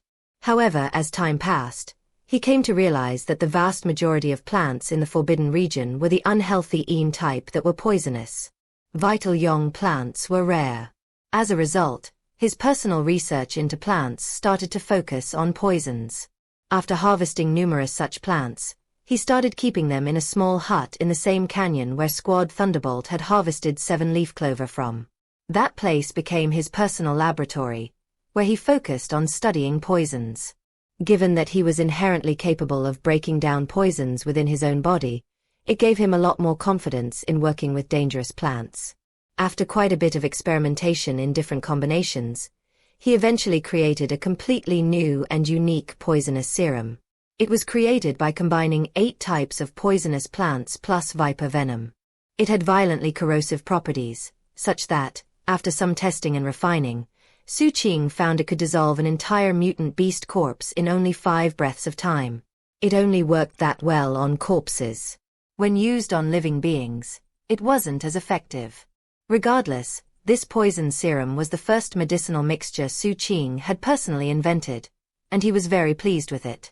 After drying it in the sun to turn it into a powder, he decided to give it a name: corpse-ravaging powder. Vital Yong plants were rare, but he did find some, and was thus able to experiment with combining the poles of yin and yang. As a result, he created a medicinal liquid using 7 leaf clovers to suppress mutagen. He showed it to Grandmaster Bai and asked if it might help Sergeant Thunder with his condition. Grandmaster Bai said that nothing other than a lifespan flower would do any good for the sergeant. Even the medicine he was already taking would slowly lose effectiveness.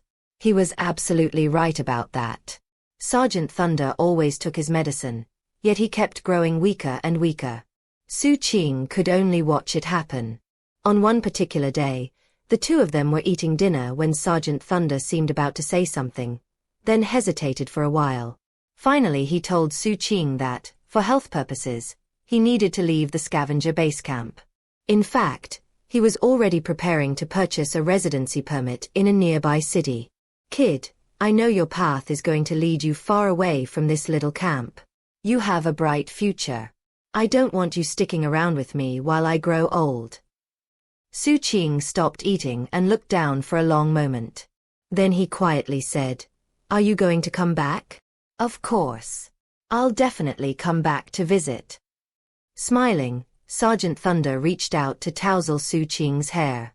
Inside, he sighed. The truth was that he didn't want Xu Qing facing the dangers of the Forbidden Region for his sake. Xu Qing's instinct was to avoid Sergeant Thunder's hand.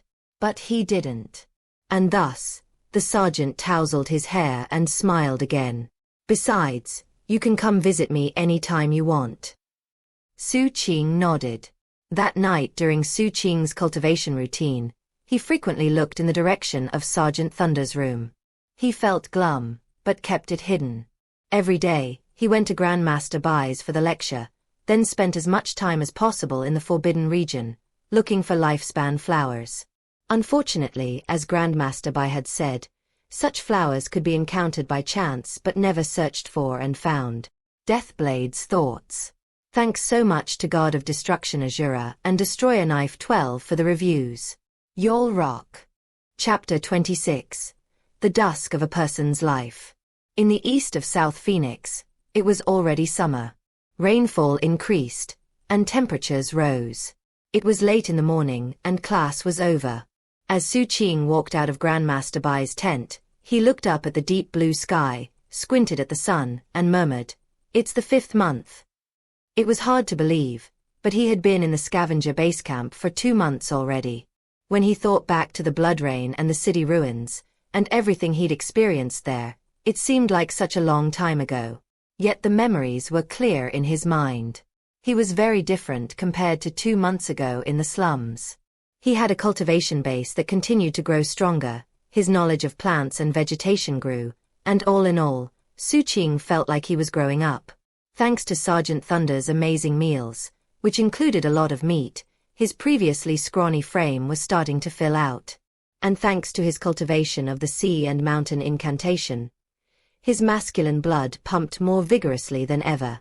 Without any effort, he exuded a powerful aura that would seem penetrating to anyone in his presence.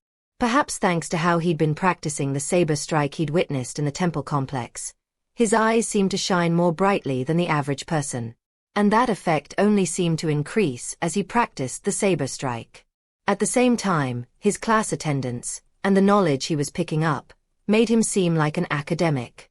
Because of all that, Xu Qing had gotten into the habit of washing his hands. And though he still hadn't washed his face free of grime, It wasn't possible for the dirt to cover up his good looks. As a result, the ladies of the night in the feathered tents often batted their eyes at him and called out to him. He ignored them. 4 days now, his mood remained glum. For one thing, he hadn't found a single lifespan flower. Worse, Sergeant Thunder was getting visibly older and weaker. Eventually, Xu Qing stopped going to the Forbidden Region as often. After listening to Grandmaster Bai's lecture, he would go home to work on cultivation. Being able to sense Sergeant Thunder in the next room helped him stabilize his mood. He cherished dinner even more nowadays. On one particular night that was no different from the others, he ignored the surrounding scavengers as he headed toward the general store after class. The girl he knew there was busy at work, but when she saw him, she immediately ran behind the counter and came out with a jug of alcohol. She handed it to him. She had long since gotten used to him coming at this time to buy alcohol. "Thank you," he said quietly. He couldn't help but glance at the scar on her face. Despite how vicious it looked, the girl was generally optimistic.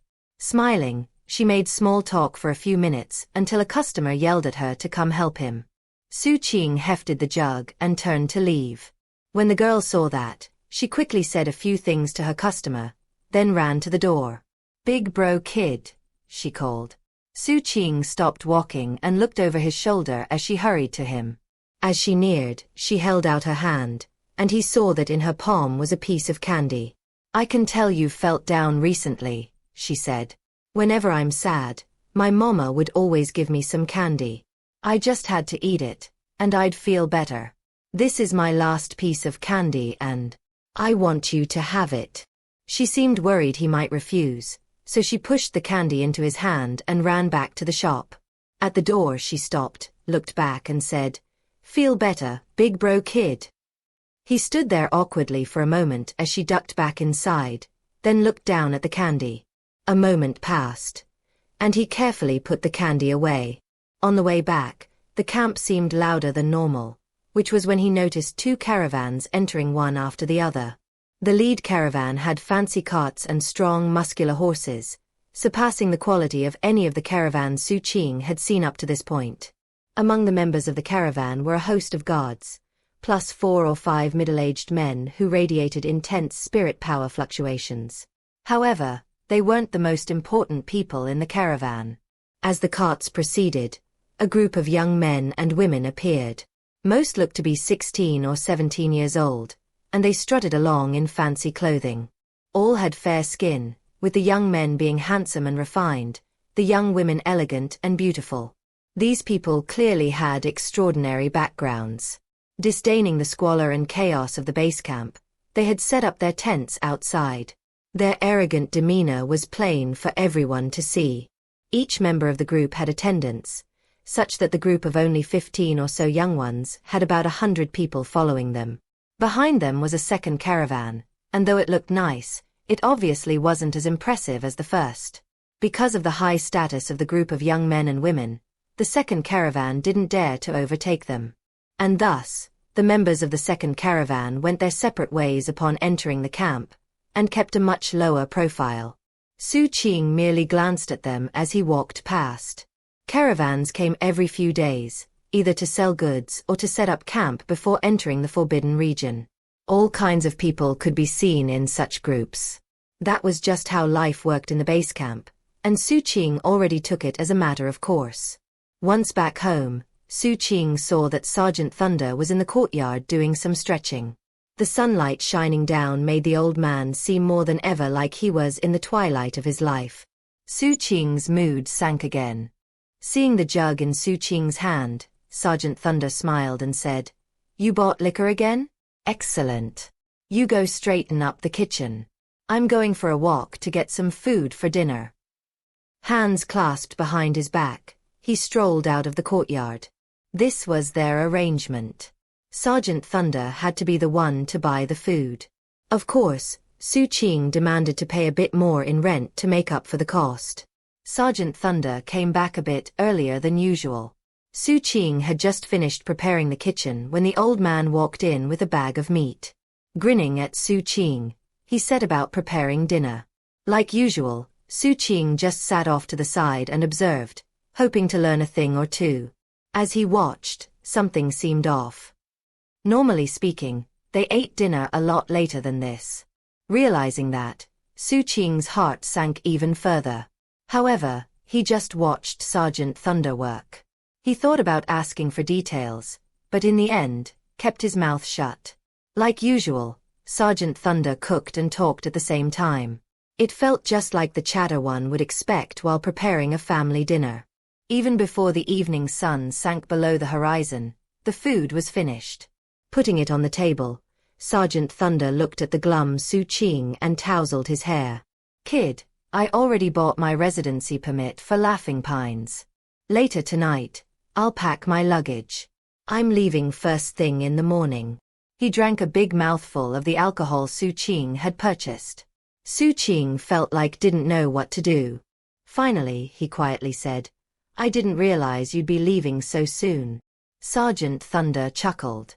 "I actually made the purchase a while ago. I just didn't tell you. Don't be so sad, all right? In this world, there's no banquet that lasts forever." He took another drink. "Come on. Eat up." Sergeant Thunder looked older than ever. Almost ancient. Xu Qing quietly picked up his chopsticks and started eating. Though the food was probably delicious, to Xu Qing, it lacked flavor. Sergeant Thunder saw this and sighed. However, he still smiled and went into the latest camp gossip. After the time it takes an incense stick to burn, Xu Qing suddenly said, "Can't you wait until Crucifix and Graceful Raptor get back? It shouldn't be long now." "Nope. When they get back, they'll act just like you. It'll just make things worse. Besides, they can also come visit me whenever they want." Sergeant Thunder took out his pipe, loaded it up, then started smoking. The smoke spread, slowly making the room hazy. When Sergeant Thunder finished eating, he went to pack his luggage. Xu Qing stayed behind, sitting at the table, looking at the food. He didn't feel hungry. For the first time, he didn't wash the dishes and clean the kitchen. Instead, he went to the sergeant's room. "Do you really have to go?" he asked. "You don't need to be so sad. I'm going to live in a city now. You should be happy for me." Sergeant Thunder laughed heartily, then asked Xu Qing to help him fold clothes. Xu Qing first washed his hands, then started helping. With his help, Sergeant Thunder finished packing even more quickly. He didn't have much that he needed to take with him. Other than his clothing, he left everything to Xu Qing. "The house is yours," he said. "I'll pay rent," Xu Qing said, sounding very serious. Sergeant Thunder smiled and didn't continue that topic. Instead, he pulled Xu Qing to a table off to the side, and they sat down. There, Sergeant Thunder told Xu Qing even more about the scavengers in the camp. And one key point he emphasized was the background of the camp owner. The camp owner isn't some random person. He's from the Golden Vajra warrior sect, the most powerful group in this region. They own dozens of cities and base camps, and their patriarch is a Foundation establishment expert. Going forward, be very careful around the camp owner. By the time they reached this point in their discussion, it was getting late. Xu Qing could see that Sergeant Thunder was tired, so he got up and left. Sergeant Thunder watched him go and sighed. That was the first night in a very long time that Xu Qing didn't practice cultivation. He sat staring out of the window into the night, until the horizon grew bright and the sun rose. That was fast.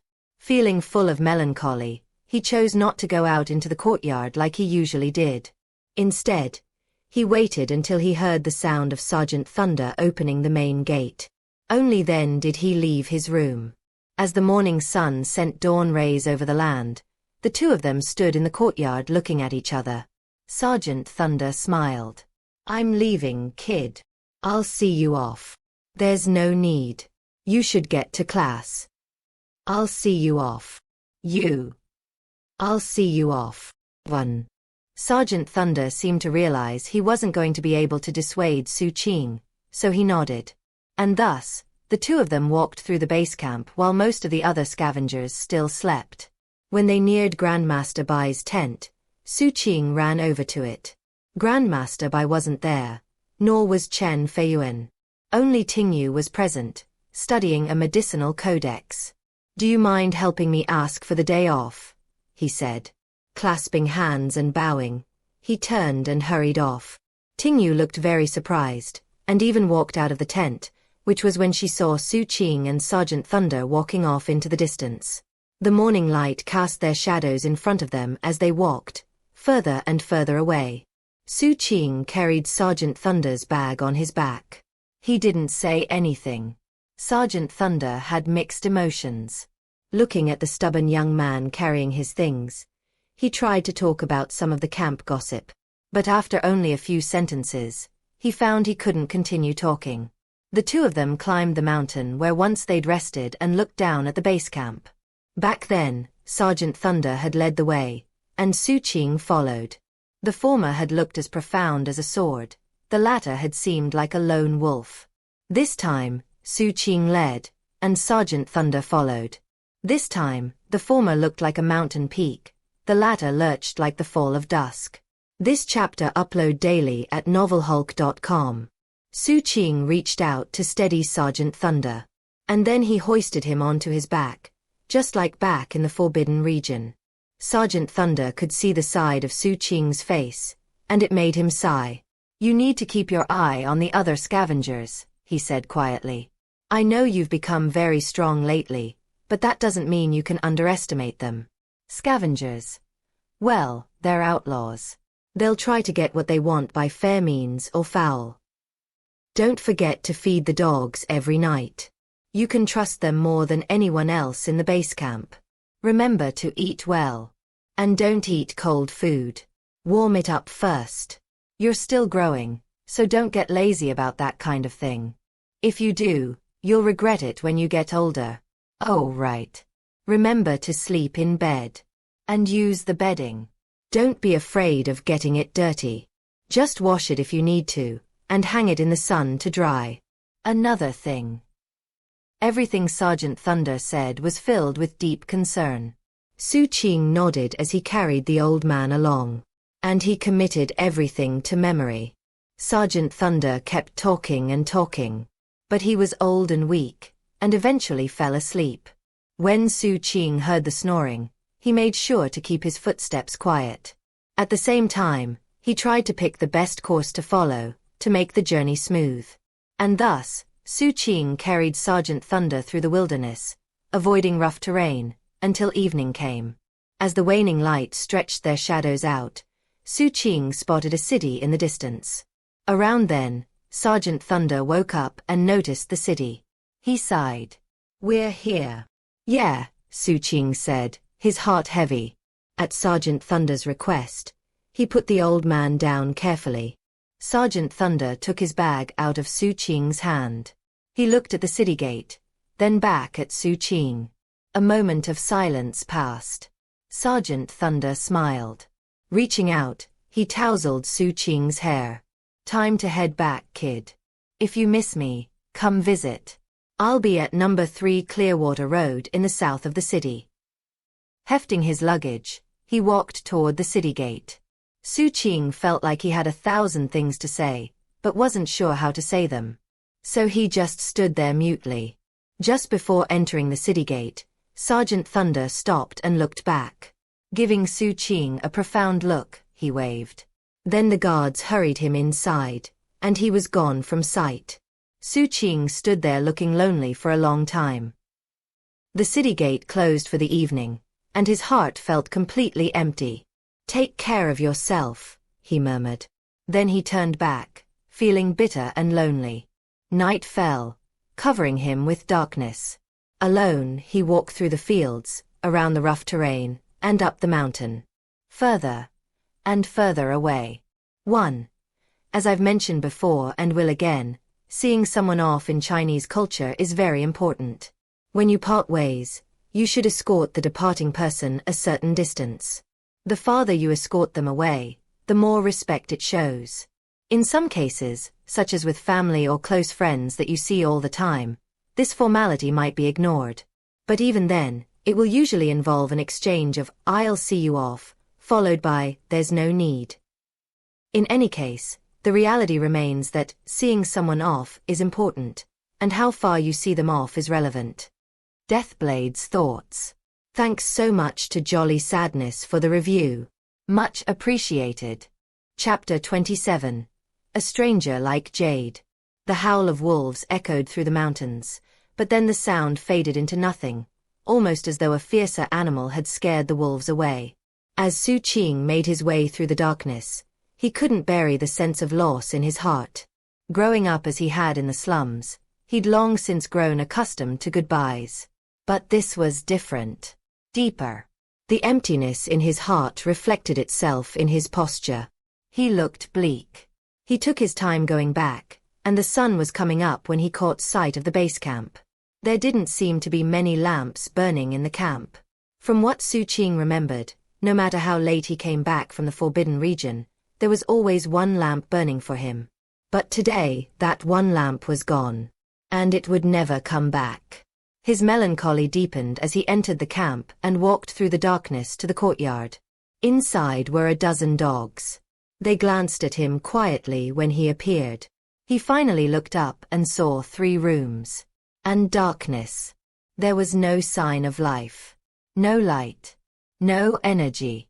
The leftovers from the previous night were still on the table in the kitchen.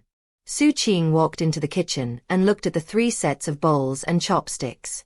After a very long moment, he sat down and started eating the cold food. He took a bite. Swallowed. Took a bite. Swallowed. After he washed the dishes, straightened up the kitchen, and went back to his room. Closing his eyes, he started a session of cultivation. Outside of the courtyard stood the violet-robed old man and his servant. They could see everything. After a moment of silence passed, the man in violet sighed. What an affectionate and faithful boy. Master 7th, should I give him an identity medallion? Wait until after we get that cloudy dream blossom from the Forbidden Region for Grandmaster Bai. With that, the man in violet faded into nothing. The servant nodded and did the same. The night passed. The following morning at dawn, Xu Qing walked out and out of habit, looked over at Sergeant Thunder's room. He quickly retracted his gaze. He didn't say much at Grandmaster Bai's lecture, and returned home in silence. He ate dinner alone, though he made sure to put 3 sets of dinnerware on the table. He couldn't help but occasionally look at the spot where Sergeant Thunder used to sit. Now, there was one less person and one less voice. Eating in silence caused melancholy to again fill his heart, but eventually he shoved it down. After eating, he cleaned up, then got food for the dogs. He watched them eat, then went back to his room to meditate. Days began to pass, all of them roughly the same. Soon, it was 6 days after Sergeant Thunder's departure. Xu Qing had buried his sense of loss deep in his heart, and was now back to his usual detached self. However, if one looked closely, it was possible to see something much colder in that detached attitude. He only relaxed when listening to Grandmaster Bai's lectures. At all other times, he remained completely on guard. It wasn't an unfamiliar way of life for him. This was how he'd lived for 6 years. As a lone wolf. He worked even harder at cultivation, as if only like this could he return to that familiar lonely state sooner. On the evening of the 7th night, he experienced a breakthrough. Before, he had reached the 4th level with the sea and mountain incantation. Now he was in the 5th. As popping sounds rang out within him, the dogs outside sensed the increased pressure and terrifying aura, and they backed up, trembling. The sounds of the breakthrough lasted longer than in the past. In fact, the entire process lasted longer. After about an hour, when all the filth had oozed out of his pores, his eyes snapped open. At the same time, the room glittered with a violet light. The popping sounds still rang out, as though his bones were growing and his flesh was being torn and shredded. None of it was beyond what Xu Qing could bear. After things went quiet, another hour passed.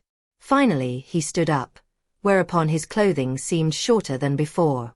Although he wasn't an entirely different person, he did seem more refined.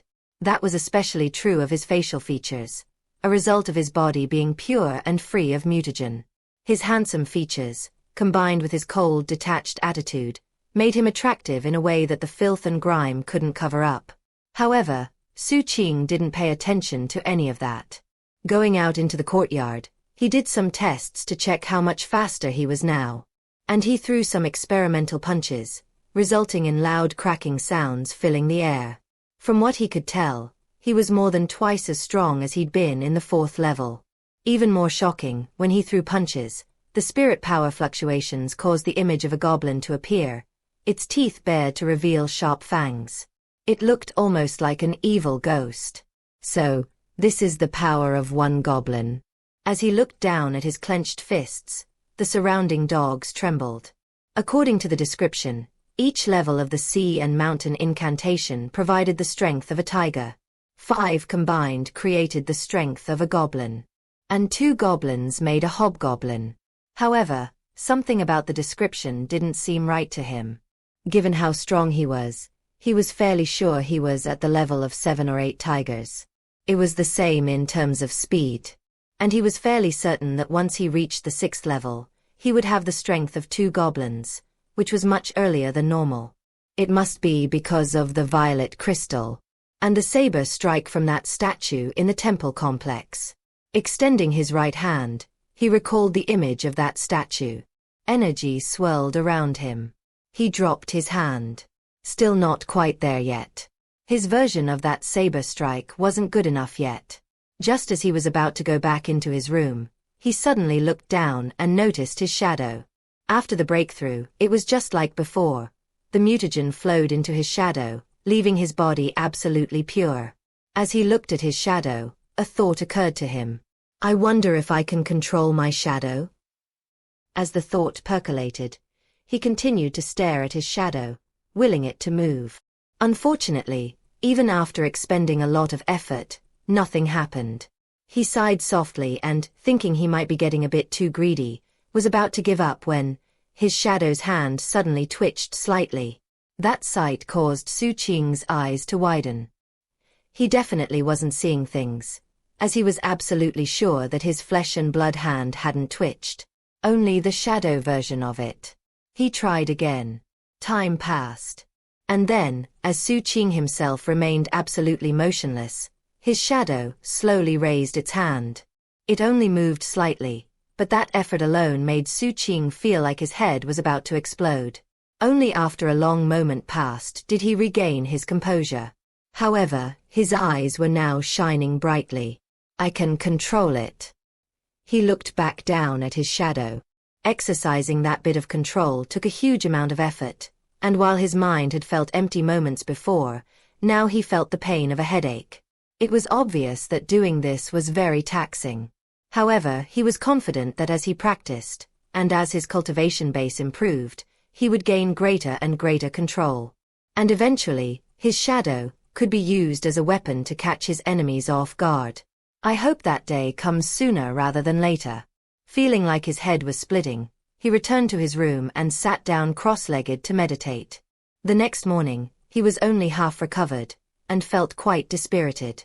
Trying to force himself into a better state of mind, he changed clothes and hurried to Grandmaster Bai's tent. Chen Feiyuan wasn't there, and the Grandmaster hadn't arrived yet either. But Tingyu was reading the same medicinal codex from before. When she saw Xu Qing arrive, she waved and called out a greeting, then went back to reading.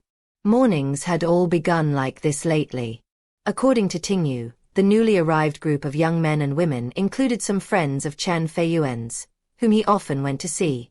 Grandmaster Bai was busy with some important matter for the past few days, and usually arrived late, then left immediately after his lecture. Xu Qing sat down off to the side, took out a bamboo slip, and started reviewing the previous day's lesson. A short time later, Tingyu suddenly stopped reading and looked at him.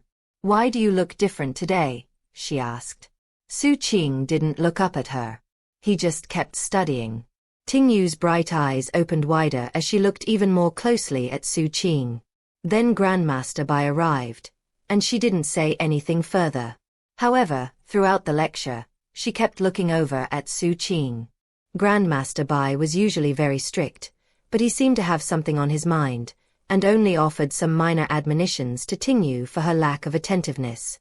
After finishing the lecture, he reminded them of what he would test them on the next day, then hurried off. Xu Qing stood and prepared to leave.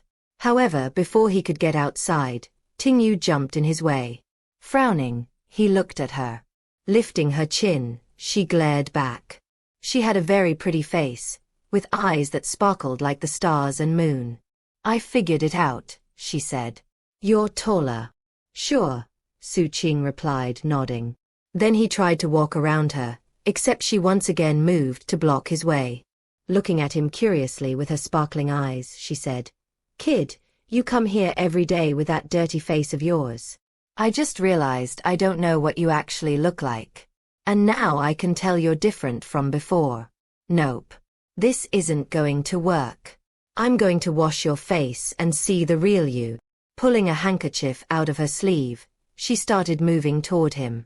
Xu Qing put his hands up defensively, and was about to flee in the opposite direction when Tingyu gave a cold snort. "I helped you ask for the day off, kid. You owe me a favor." This chapter upload daily at novelhulk.com. Xu Qing stopped moving, which was when Tingyu jumped toward him. At the same time, she sent spirit power fluctuations running through the handkerchief to turn it damp. Then she started rubbing his cheek. Instantly, the fair skin on his cheek was revealed. However, Xu Qing had no patience for this, and decided to force his way to freedom. "Kid," she shouted, "I'm your elder sister." The term elder sister was obviously an important one, and it caused Xu Qing to freeze in place. Then, Tingyu's eyes became like crescent moons filled with both beauty and craftiness. Moving with lightning speed, she started rubbing at the rest of Xu Qing's face. Xu Qing wanted to shove her away, but because of how she'd called herself his elder sister, he didn't. And thus, as Tingyu scrubbed and wiped, Xu Qing's real face was fully revealed. Toward the end, her movements slowed, and her eyes grew wide. Stepping back, she looked at his face. And somehow, at that exact same moment, a ray of sunshine hit his face. This was the first time Xu Qing's face had been washed clean in the last 6 years, and he wasn't used to it. As Tingyu stared, he walked around her and dashed out of the tent. He wasn't used to the sun being so warm when hitting his face. In fact, he felt naked. Outside, he squatted, scooped up some mud, and rubbed it on his face. Only then did he breathe a sigh of relief. Feeling much better, he settled back into his detached self, and headed to the forbidden region. After he was gone, Tingyu took a very deep breath. He's pretty good-looking." Pulling aside the main tent flap, she looked at him disappearing in the distance, her face slightly flushed. She looked around to see if anyone had noticed what just happened. "He's better-looking than Chen Feiyuan." Actually, no. Chen Feiyuan can't even come close to comparing to him. 1. As I'm sure many of you know, forms of address in sects and organizations often mirror familial terms. Elder brother/sister, junior brother/sister, and even things like aunt/uncle are commonly used. However, these forms of address do not correlate exactly to the way they're used in families. For one thing, romances between sect brothers and sisters is a common thing. Also, they're very important in establishing hierarchical relationships. In a formal classroom or sex situation, the status of a person with a higher social standing would be something to take fairly seriously. For more details on my view of this subject, you can check out Chapter 9 of my non-fiction reference guide, Understanding Chinese Fantasy Novels. Deathblade's Thoughts. Thanks you Pacific Star, Purplish, and Skillax for the reviews. Very much appreciated. Chapter 28. You don't need light to travel the night. That night, Tingyu, who had grown up in the Violet Lands without any understanding of the hardships of life, had a dream about Chen Feiyuan making things very hard for Xu Qing. It made her furious. When she woke up in the morning, she was in a very unusual mood. After arriving at Grandmaster Bai's tent, she sat in her usual place to read her medicinal codex, but just couldn't concentrate. She found herself constantly looking up at the entrance of the tent. Eventually she caught sight of Chen Feiyuan. She blinked suddenly as she recalled the dream from the previous night. Pushing his way through the tent entrance, Chen Feiyuan yawned and rubbed his eyes, then prepared to sit next to Tingyu. Before he could, she pushed his seating cushion out from under him. Chen Feiyuan stared down in shock. What are you doing? Not even bothering to look at him, she pointed to Xu Qing's usual spot and said, You sit over there. But why? Chen Feiyuan asked, not moving an inch. She glared up at him. Why? Because you don't study hard. And you're always asking for time off. Having you next to me is annoying. Is that enough of an explanation? During her rapid-fire response, Chen Feiyuan simply stared at her. After she finished, he muttered a bit and, obviously trying not to provoke her further, plopped down where Xu Qing usually sat. After sitting there for a short time, Chen Feiyuan muttered, Oh dear. Tingyu, you. Don't call me dear, she snapped. What would happen if someone overhears and gets the wrong idea?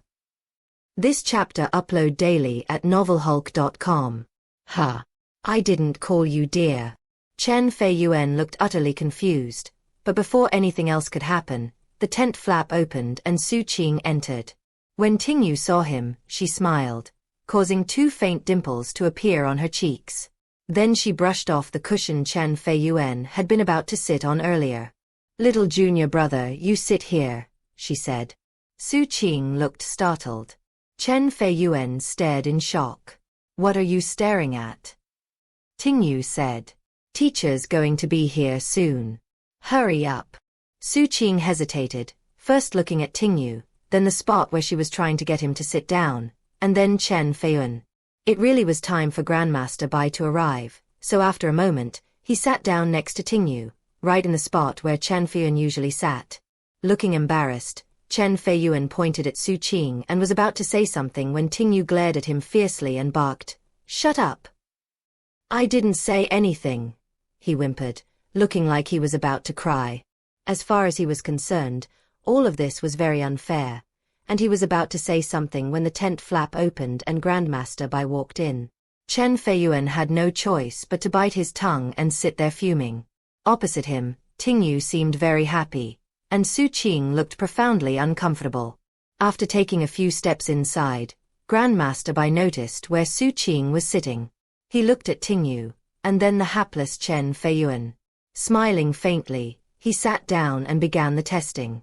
As usual, Chen Feiyuan stammered his way through his answers, and got thoroughly berated by the Grandmaster. Tingyu looked very pleased with herself as she answered her questions, and then looked at Xu Qing with anticipation. He answered his questions perfectly, and even asked some very meaningful follow-up questions. During the entire testing part of the class, Chen Feiyuan looked very depressed. After the lecture was over, he was the first to hurry out of the tent, feeling very discriminated against. Xu Qing, meanwhile, felt uncomfortable during the entire class. When it was over, he stood, bowed to Grandmaster Bai, and then made to leave. Before he could get out, Tingyu said, Little junior brother, why is your face dirty again? Rising to her feet, she pulled out her handkerchief eagerly. Xu Qing, however, made it out of the tent and vanished. After he was gone, Tingyu seemed hurt. Turning to Grandmaster Bai, who was just sitting there enjoying the show, she said, Teacher, why is the kid always so dirty? I just want to help him out. Grandmaster Bai threw his head back and laughed. Then he patted her head and said, Because, to people who lead bitter and dangerous lives, attracting attention isn't a good thing. Tingyu nodded thoughtfully. Xu Qing couldn't hear Grandmaster Bai, but he was thinking the exact same thing. Back in the slums, he had learned that the less attention you attracted, the safer you were. If everyone around you was dirty, and you weren't, that made you like a torch on a moonless night. And then things got more dangerous. From the time he was small, he had always avoided attention. People who didn't were either stronger than everyone else, or they didn't live very long. It was for that reason that he didn't make it a habit of bathing. It made it easier for him to blend into his surroundings. He was like a skilled hunter in hiding who revealed their ability only in the moment of attack. Right now, he was heading into the Forbidden Region, and he did the same thing there. Once he was in the jungle, he picked up a handful of rotten leaves, crushed them into a paste, and covered himself with it. With that natural disguise on, he headed into the Forbidden region. Though Sergeant Thunder had already moved away to the city, Xu Qing hadn't given up on his hope of finding a lifespan flower. His advancements in cultivation base made him stronger, and he had a lot more experience now. Plus, he knew a lot more about plants and vegetation. That, coupled with his general vigilance, ensured that he encountered few dangers in the periphery of the Forbidden region. Nowadays, he didn't limit his explorations to the area leading up to the temple. Instead, he ventured past it into the deeper jungle. The further in he got, the more dangers there were. But such training improved his battle prowess, and also helped him with his knowledge of plants. Similar to what he had found elsewhere, there were a lot of medicinal plants in the interior of the Forbidden region, though most of them were unhealthy plants, full of poisons. The more poisonous plants he was able to study, the more his knowledge of plants and vegetation veered in the direction of poison. As he made more progress, he refined his poison powders into a few different varieties. It was for that reason that he'd purchased a coat that had a lot of pockets. In each pocket he put a different type of poisonous medicine. What was more, he started using that pair of black gauntlets he found in Captain Bloodshadow's sack. The more he fought with them, the more familiar he became with their usage. The gauntlets made his fist attacks even more powerful, and also added a measure of protection against poisons. Now his signature weapons included the gauntlets, the dagger crucifix had given him, and his trusty iron skewer. The sun was setting by the time he finished his day of training and poison concocting. Leaving his laboratory in the canyon, he organized all his weapons and poison powders, then started running toward the temple complex at top speed. It had become a custom of his to visit the temple to look for scar-removing crystals before returning to camp. Though he had yet to have any success, he had asked around and knew more about what to look for. He knew that they formed naturally and glowed with 7 colors. They were rare, but people did find them occasionally. Thus, he didn't give up on his search. And this time, when he got to the temple complex, it was bathed in an evening glow. Perhaps because of that reason, he immediately noticed a stone statue off in the distance, and the 7-colored glow coming from its forehead. Eyes narrowing, he quickly scanned the area to check the traps he'd set up. None had been sprung. Jumping up to the rooftop of a nearby temple, he crouched and observed the area further. After confirming that the area was safe, he sped toward the statue. Once in front of it, he looked up and saw that, in a crack in the forehead, there was a 7-colored crystal, growing naturally. Before, that statue had been ordinary in nature. But in this mysterious temple, the strange passage of time ensured that, on this day, it was different. Xu Qing quickly harvested the crystal, then searched the area hoping to find more. As luck would have it, he found 5 more. When he was finished, he stood looking at the crystals in his hand, and he let loose a long sigh. He had long been searching for both lifespan flowers and scar-removing crystals, and now he had finally found at least one of those 2 things. Carefully putting the 6 crystals away, Xu Qing looked around at the temple complex, then bowed deeply at the waist. After that, he sped off into the jungle. Before long, he was leaping from treetop to treetop. As night fell, the roar of the beasts rose into the air. Xu Qing maintained the same pace the entire time. At one point, as he landed on a branch and prepared to launch himself into the air, a giant horned anaconda exploded out of the dirt below, shooting up with a gaping maw toward Xu Qing. This serpent was much larger than the one he'd fought in the camp, but Xu Qing's facial expression didn't change at all. He just reached out and flicked his finger, hitting the anaconda on the top of the head. 1. A thump rang out, and then the anaconda shrieked. It couldn't even come close to standing up to Xu Qing's strength, and exploded into a mass of flesh and blood. However, its gallbladder was left intact. Xu Qing reached into the mist of blood, grabbed it, and sped off. It was just before the break of dawn when Xu Qing left the jungle and got back to the base camp. It was still dark, but there were some lamps and fires in the camp as Xu Qing made his way through it. He had been very excited to find the scar-removing crystals, but the closer he got to his residence, the more his mood sank. The only thing waiting for him in the dark were a few of the stray dogs. When they noticed him, they wagged their tails. He walked into the courtyard, looked at Sergeant Thunder's old room out of habit, then went to the kitchen. He heated up yesterday's leftovers to fill his stomach, then went back to his room. He sighed. I wonder how Sergeant Thunder is doing in that city. He should be fine. If I can't find that lifespan flower soon, maybe I can buy one with spirit coins. Closing his eyes, he started cultivating. The next day, he went through his usual routine. Tingyu seemed to be acting more normal, though she did save the same spot for him. Chen Feiyuan had accepted his fate, and just glanced helplessly at Xu Qing sitting where he used to. After the lecture was over, Tingyu didn't bring up face washing again. It seemed Grandmaster Bai's explanation had sunk in. Xu Qing noticed that. Bowing his head, he clasped hands to Grandmaster Bai and took his leave.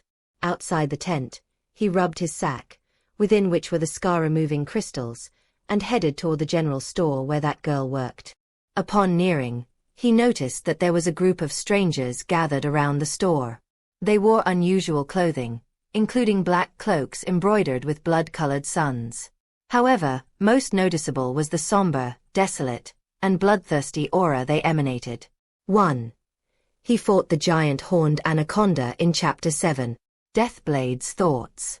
I don't usually translate the post-chapter notes from the author, as they're usually not relevant. But in this case I'm translating a little story he shared. Enjoy. Author note. I'd like to share a true story with all of you. I'm not sure why I still remember this incident to this day. I guess there were a lot of reasons why it was so memorable. I even recall going home and asking my mom and dad for advice. It was when I was in 4th grade, and my deskmate was a girl. One morning, she seemed to really have it out for me. I just remember that I said to her, "Oh dear. So-and-so, can you let me borrow your homework for a minute?" She glared at me and snapped, "Don't call me dear. What would happen if someone overhears and gets the wrong idea?" After that, she looked past me to a boy in the front row. It's a true story. Years later at a class reunion, I mentioned this story to my old deskmate, and she claimed it never happened. Chapter 29.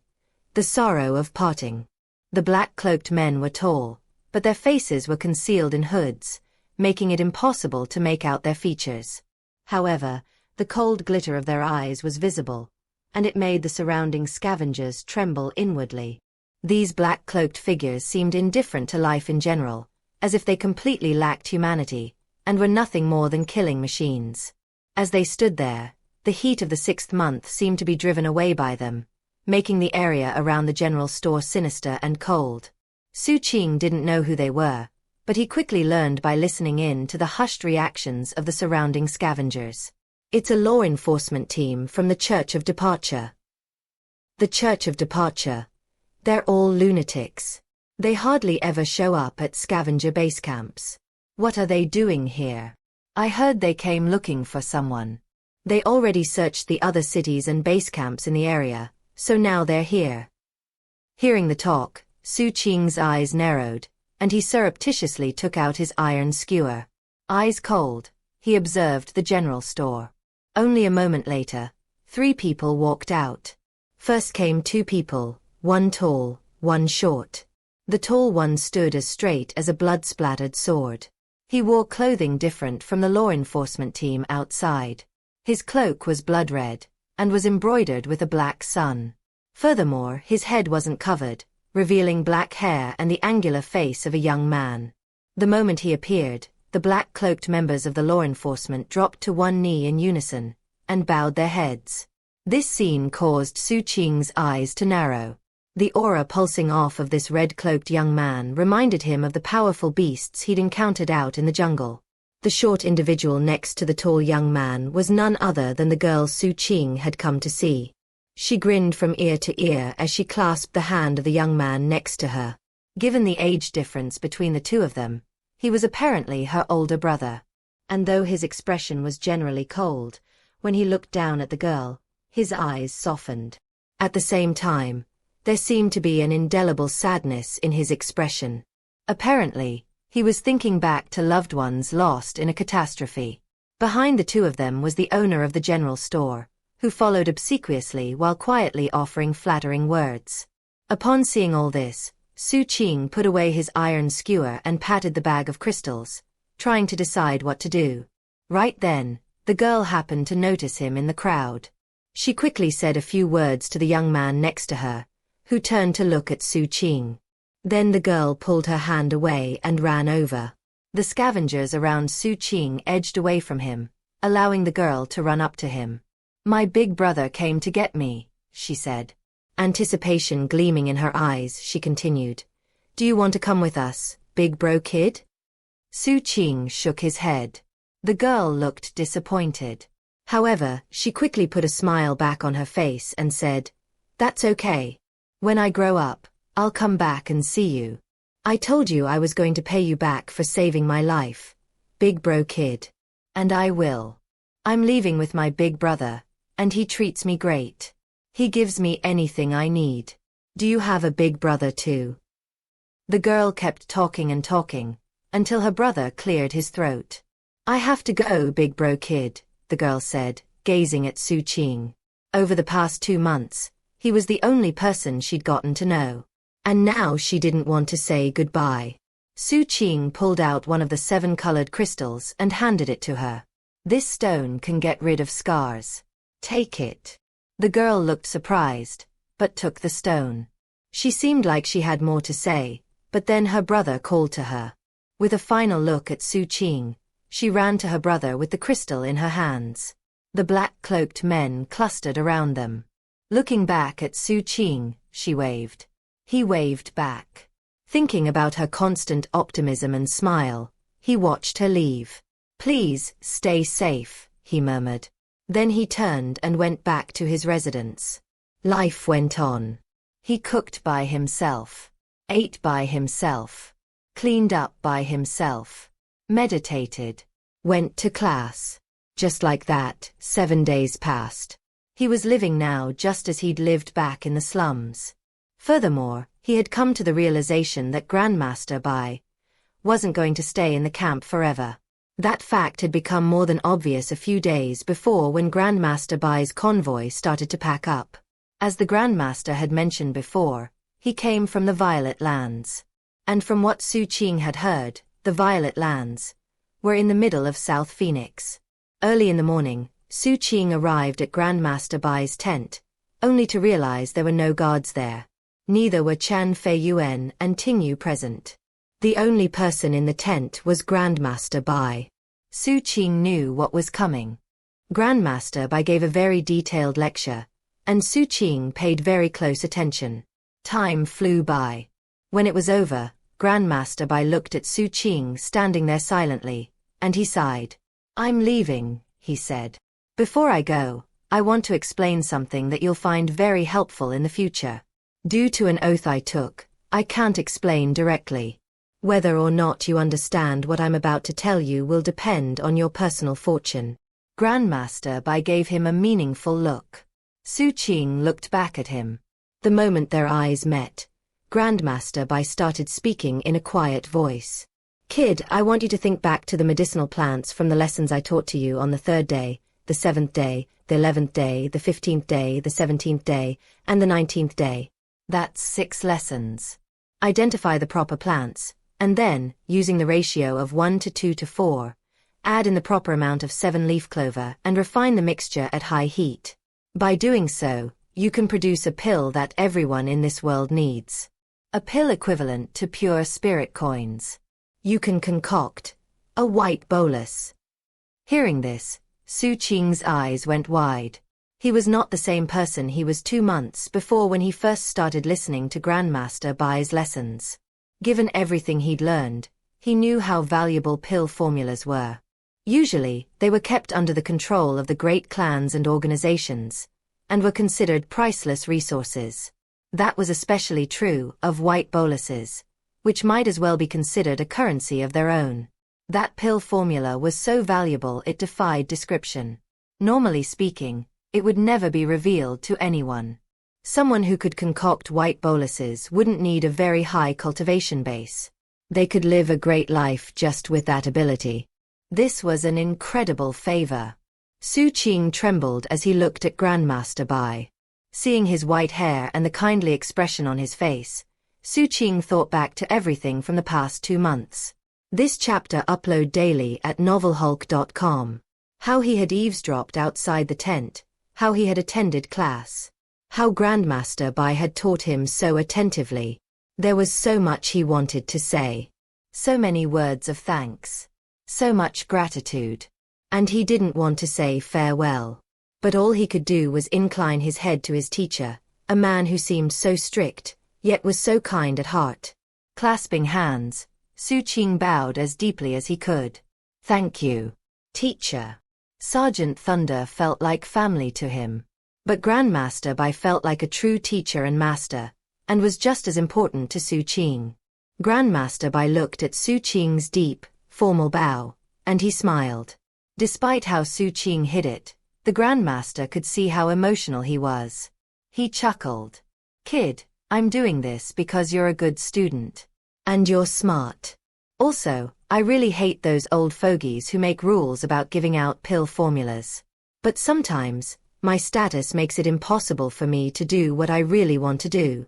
This isn't the first time I've helped someone learn the Tao of medicine, and even some pill formulas.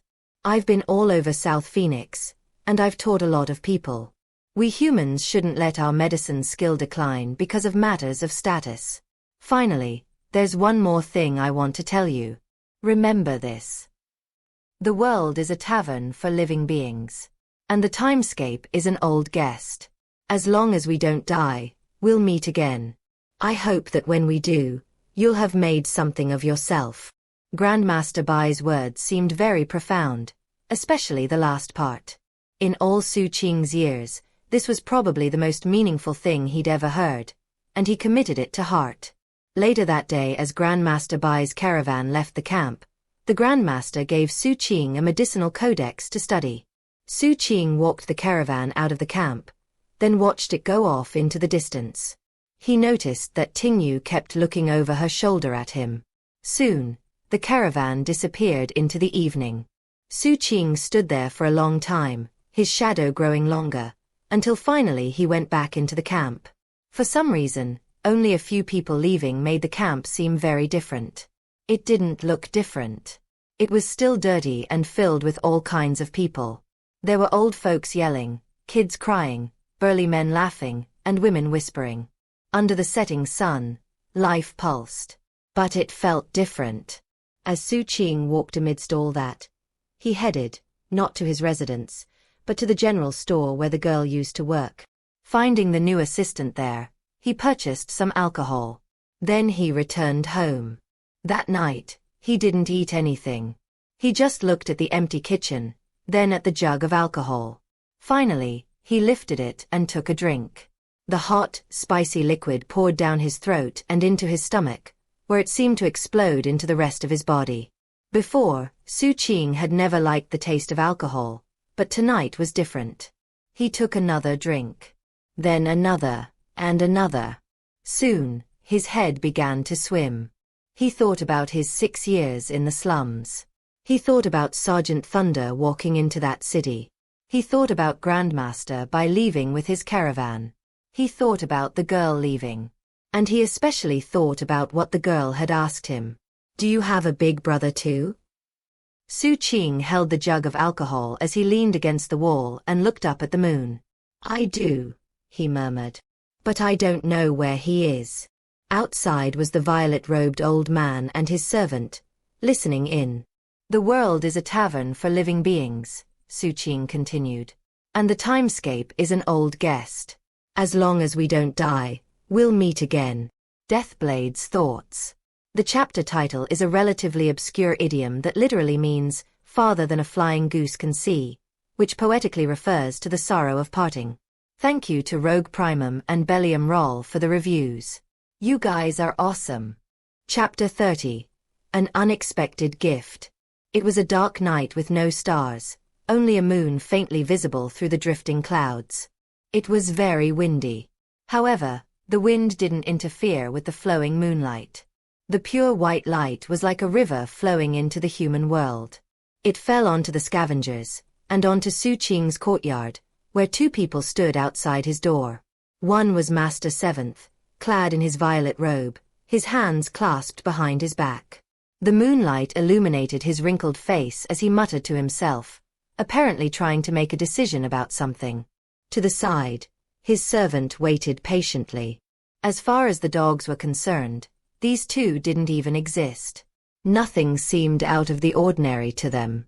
Things were quiet, except for the faint sound of laughter and shouting coming from the outer ring of the camp. There was no more speaking from inside the room, only the sound of breathing exercises. Some time passed, enough for an incense stick to burn. Then Master Seventh sighed. Instead of opening the door, he turned to leave. Reaching the gate, he stopped and said, "Give him the identity medallion." "What color?" the servant asked. "The most common one. Explain the basics, but no more than that." Master Seventh walked out of the courtyard. The servant's eyes narrowed, and his heart pounded. He had been with Master Seventh during the entire time in the scavenger base camp, and had been there on numerous occasions to observe the one called the Kid. When Master Seventh talked to Grandmaster Bai about him, the servant knew the boy had an amazing opportunity coming. That was why he had asked earlier about giving him an identity medallion. Specifically, that medallion qualified someone to enter Seven Blood Eyes. Anyone who possessed such a medallion could take a qualification assessment, and if successful, could join the sect. There were different colors of medallions. The violet medallions were the highest, and were given to conclave disciples. Yellow were the middle rank, and were given to disciples of the inner sect. Last were the white medallions, which were the most common, and were given to ordinary disciples. The servant had guessed that Master Seventh would bestow a yellow medallion, only to be told to give a white one. Furthermore, he had been instructed not to go into any details. This unusual turn of events not only got him thinking, but also caused his heart to pound. There's only one explanation. Master Seventh has taken a liking to the Kid. He doesn't just want to bring him into the sect. He wants to take him as an apprentice. And so, he wants to test him? The first three highnesses all started out that way. Don't tell me the seventh peak is going to have a fourth successor apprentice? The servant knew exactly how powerful the word successor was. Whoever became a successor apprentice to Master Seventh would become the center of attention of all the powerful groups in the entire continent of South Phoenix. Then again, that seemed somewhat far-fetched to the servant. After all, Master Seventh hadn't accepted any new apprentices for quite a long time. Regardless, the servant knew he needed to pay close attention to this child. With such thoughts on his mind, he took a deep breath, gathered his thoughts, and then knocked on Xu Qing's door. When the thudding sound rang out in the room, the sound of breathing exercises ceased. A smile appeared at the corner of the servant's mouth, and then he faded from view. Astonishingly, when he reappeared, he was on the back side of the structure. In the back wall of the room was a hole, dug out over the course of time and covered over with removable bricks. Xu Qing had just crawled out through the hole in the back wall, and had been planning to go around the side of the house and see who was knocking. However, before he could do anything, the servant appeared. Xu Qing stopped moving and looked at the figure. His heart sank. In front of him was a middle-aged man in a long grey robe. He had ordinary facial features but an eye-catching pentagram tattoo on his forehead. The tattoo glittered with peaceful light that caused the glow of the moon to ripple and distort. The man emanated such pressure that Xu Qing found himself gasping for breath. However, he still grabbed his iron skewer with his right hand and pulled out some poison powder with his left. The man's sudden arrival was bizarre to say the least, and from what Xu Qing could tell, the man was far, far stronger than the scarred girl's brother from a few days before. That was especially true of his gaze, which caused Xu Qing's flesh and blood to tremble. It was as if his body was screaming at him that this person standing in front of him was an extremely dangerous threat. Xu Qing realized exactly what his body was telling him, and was completely on guard. At the same time, he prepared himself to take action. He had long since thought through numerous scenarios in which he suddenly faced dangerous circumstances. And most dangerous of them all was a person who could slip past the dogs without them being alerted. Narrowing his eyes, he slowly backed away. "I have no evil intentions," the servant said, smiling as he eyed the violent, wolf pup-like kid. He also realized that the hole in the wall was a backup plan the kid had in place for emergencies. He's prepared for situations like this, and doesn't get flustered when unexpected things happen. Also, he's ready for a fight. No wonder Master Seventh has taken a liking to him. The servant thought back to Xu Qing slitting Horsefor's throat, and killing Fat Mountain. Eyes shining with admiration, he pulled out a white identity medallion and tossed it to Xu Qing. Xu Qing didn't attempt to catch it. Instead, he jumped backward while simultaneously tossing out a handful of poison powder and then chucking 2 daggers out in front of him. His eyes went wide when both daggers flew harmlessly through the gray-robed man and hit the wall behind him. As for the poison powder, it also went through the man, and slowly drifted to the ground. Xu Qing's nerves grew even more taut, and he prepared to flee. However, the gray-robed man just smiled and began to fade from existence. It started with his legs, then his torso. As his head disappeared, he said, "Kid, someone wanted me to give you that identity medallion. It qualifies you to enter 7 Blood Eyes. There's a map on the back. You can go to any of the cities owned by the sect. Just show the medallion and you'll be given a one-time free teleportation to the sect headquarters." Then the man vanished as if he'd never been there to begin with. Xu Qing, meanwhile, just stood there quietly for a long time. He could sense how powerful the man had been, and how weak he himself was. Finally he walked forward, retrieved his daggers, and then looked down at the identity medallion. It was the color white, and the front side was carved with complicated decorative designs. As it reflected the moonlight, it seemed both profound and simplistic at the same time. Xu Qing put on one of his fighting gauntlets to flip the medallion over. On the back was a map filled with hundreds of raised dots that represented cities. 7 Blood Eyes. Sergeant Thunder had mentioned 7 Blood Eyes to him, and he knew they were one of the largest and most ruthless organizations in South Phoenix. Countless people attempted to join their numbers every year. However, the 7 Blood Eyes was very strict about who they let in. And they most certainly did not let just anyone through the doors. First, you needed an identity medallion, which of course, was not something commonly handed out. Xu Qing had no idea why he'd been given one. He didn't know that man in gray, and also didn't know if the medallion was legitimate. After mulling the matter over, he decided that, given how terrifyingly powerful the man in gray was, it seemed unlikely he had been playing some prank. In all likelihood, the medallion was real. But why did he give it to me? Xu Qing had no idea, but it wasn't lost on him what the man had called him. The term, kid, had different layers of meaning. Though it was a common noun that could be used on any young person, it had a more specific usage in this scavenger base camp. Here, only Xu Qing was called the kid. The fact that the man used his scavenger nickname indicated he knew something about Xu Qing. Also, he'd mentioned that someone wanted Xu Qing to have the identity medallion. That meant the gray-robed man was working with someone else, and that person was probably of a higher rank. Don't tell me it was Grandmaster Bai? Xu Qing looked down at the medallion for a long moment, then finally picked it up. The first glimmers of dawn were now visible.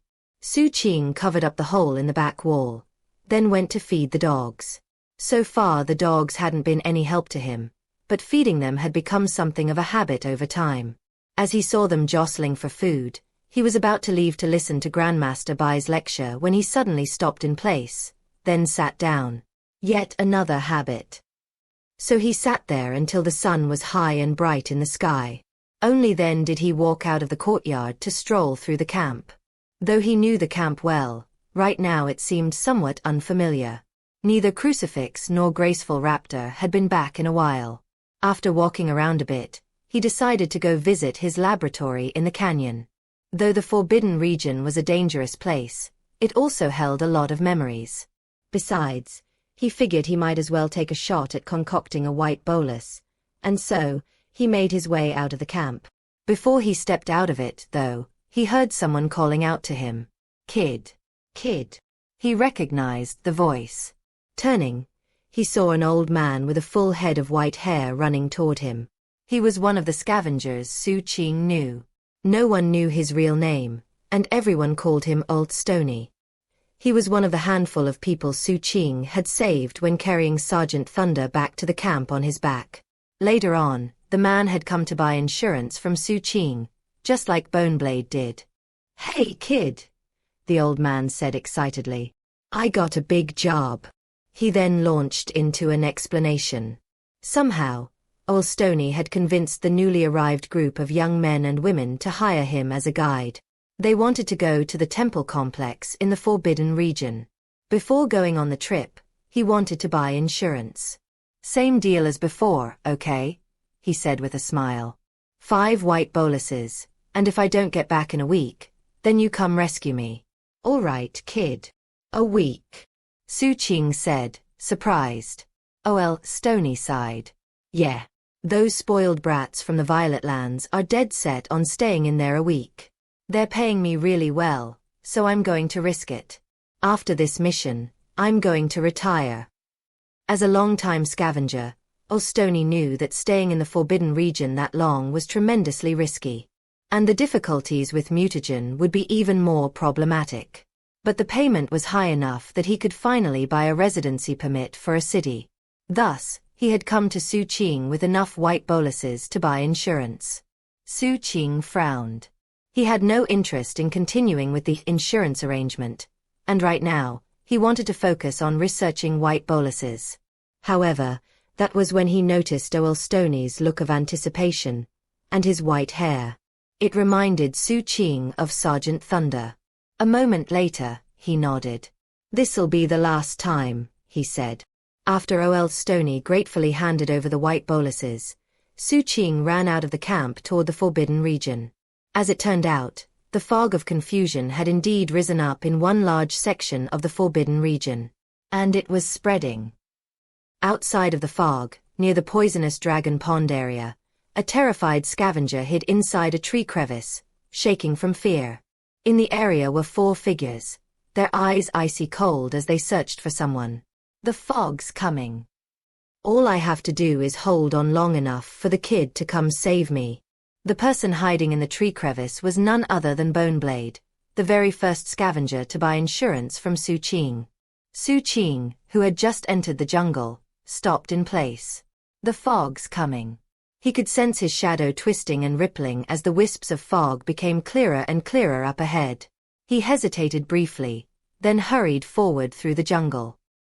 He still wanted to get to his laboratory in the canyon, and knew that with the help of his shadow, he would have plenty of time to reach it. The truth was that though the fog of confusion was dangerous, that applied to mutant beasts as well. Therefore, traveling through it was quite safe for him. Of course, that was all assuming he didn't get lost, and the mutagen didn't get too intense. Xu Qing sped up as he moved through the jungle. 2 hours later, the fog seemed to be getting closer, and Xu Qing reached the marsh with the night lizard skin. Standing next to a big tree, he looked north. This chapter upload daily at novelhulk.com. That's where the poisonous dragon pond is. He had heard a bit about that area, mostly from Boneblade. And that was because every time the man bought insurance, he designated the rescue location as the poisonous dragon pond. After thinking about the matter, Xu Qing remembered that Boneblade had actually bought insurance from him only 2 days ago. Although the insurance time limit hadn't been reached, since the fog had arisen, he decided he might as well go in and check. With those thoughts on his mind, he sped into motion, leaping through the treetops toward the poisonous dragon pond. As he neared, his eyes narrowed, and his expression turned into one of vigilance. He also started moving more stealthily. He saw someone up ahead. It was a man in a black leather jerkin, with a vicious mask on his face. In his hand he held a long sword that glittered brightly as he searched the area for something. He pulsed with extraordinary spirit power fluctuations, reminding Xu Qing of the squad Blood Shadow member he had fought some time ago, Flame Crow. Xu Qing watched him for a moment, then went around him. However, not long after that, he saw a second person dressed the same, and with a similar cultivation base. They're not scavengers. Maintaining full caution, he continued to circle the area until he saw Bone Blade.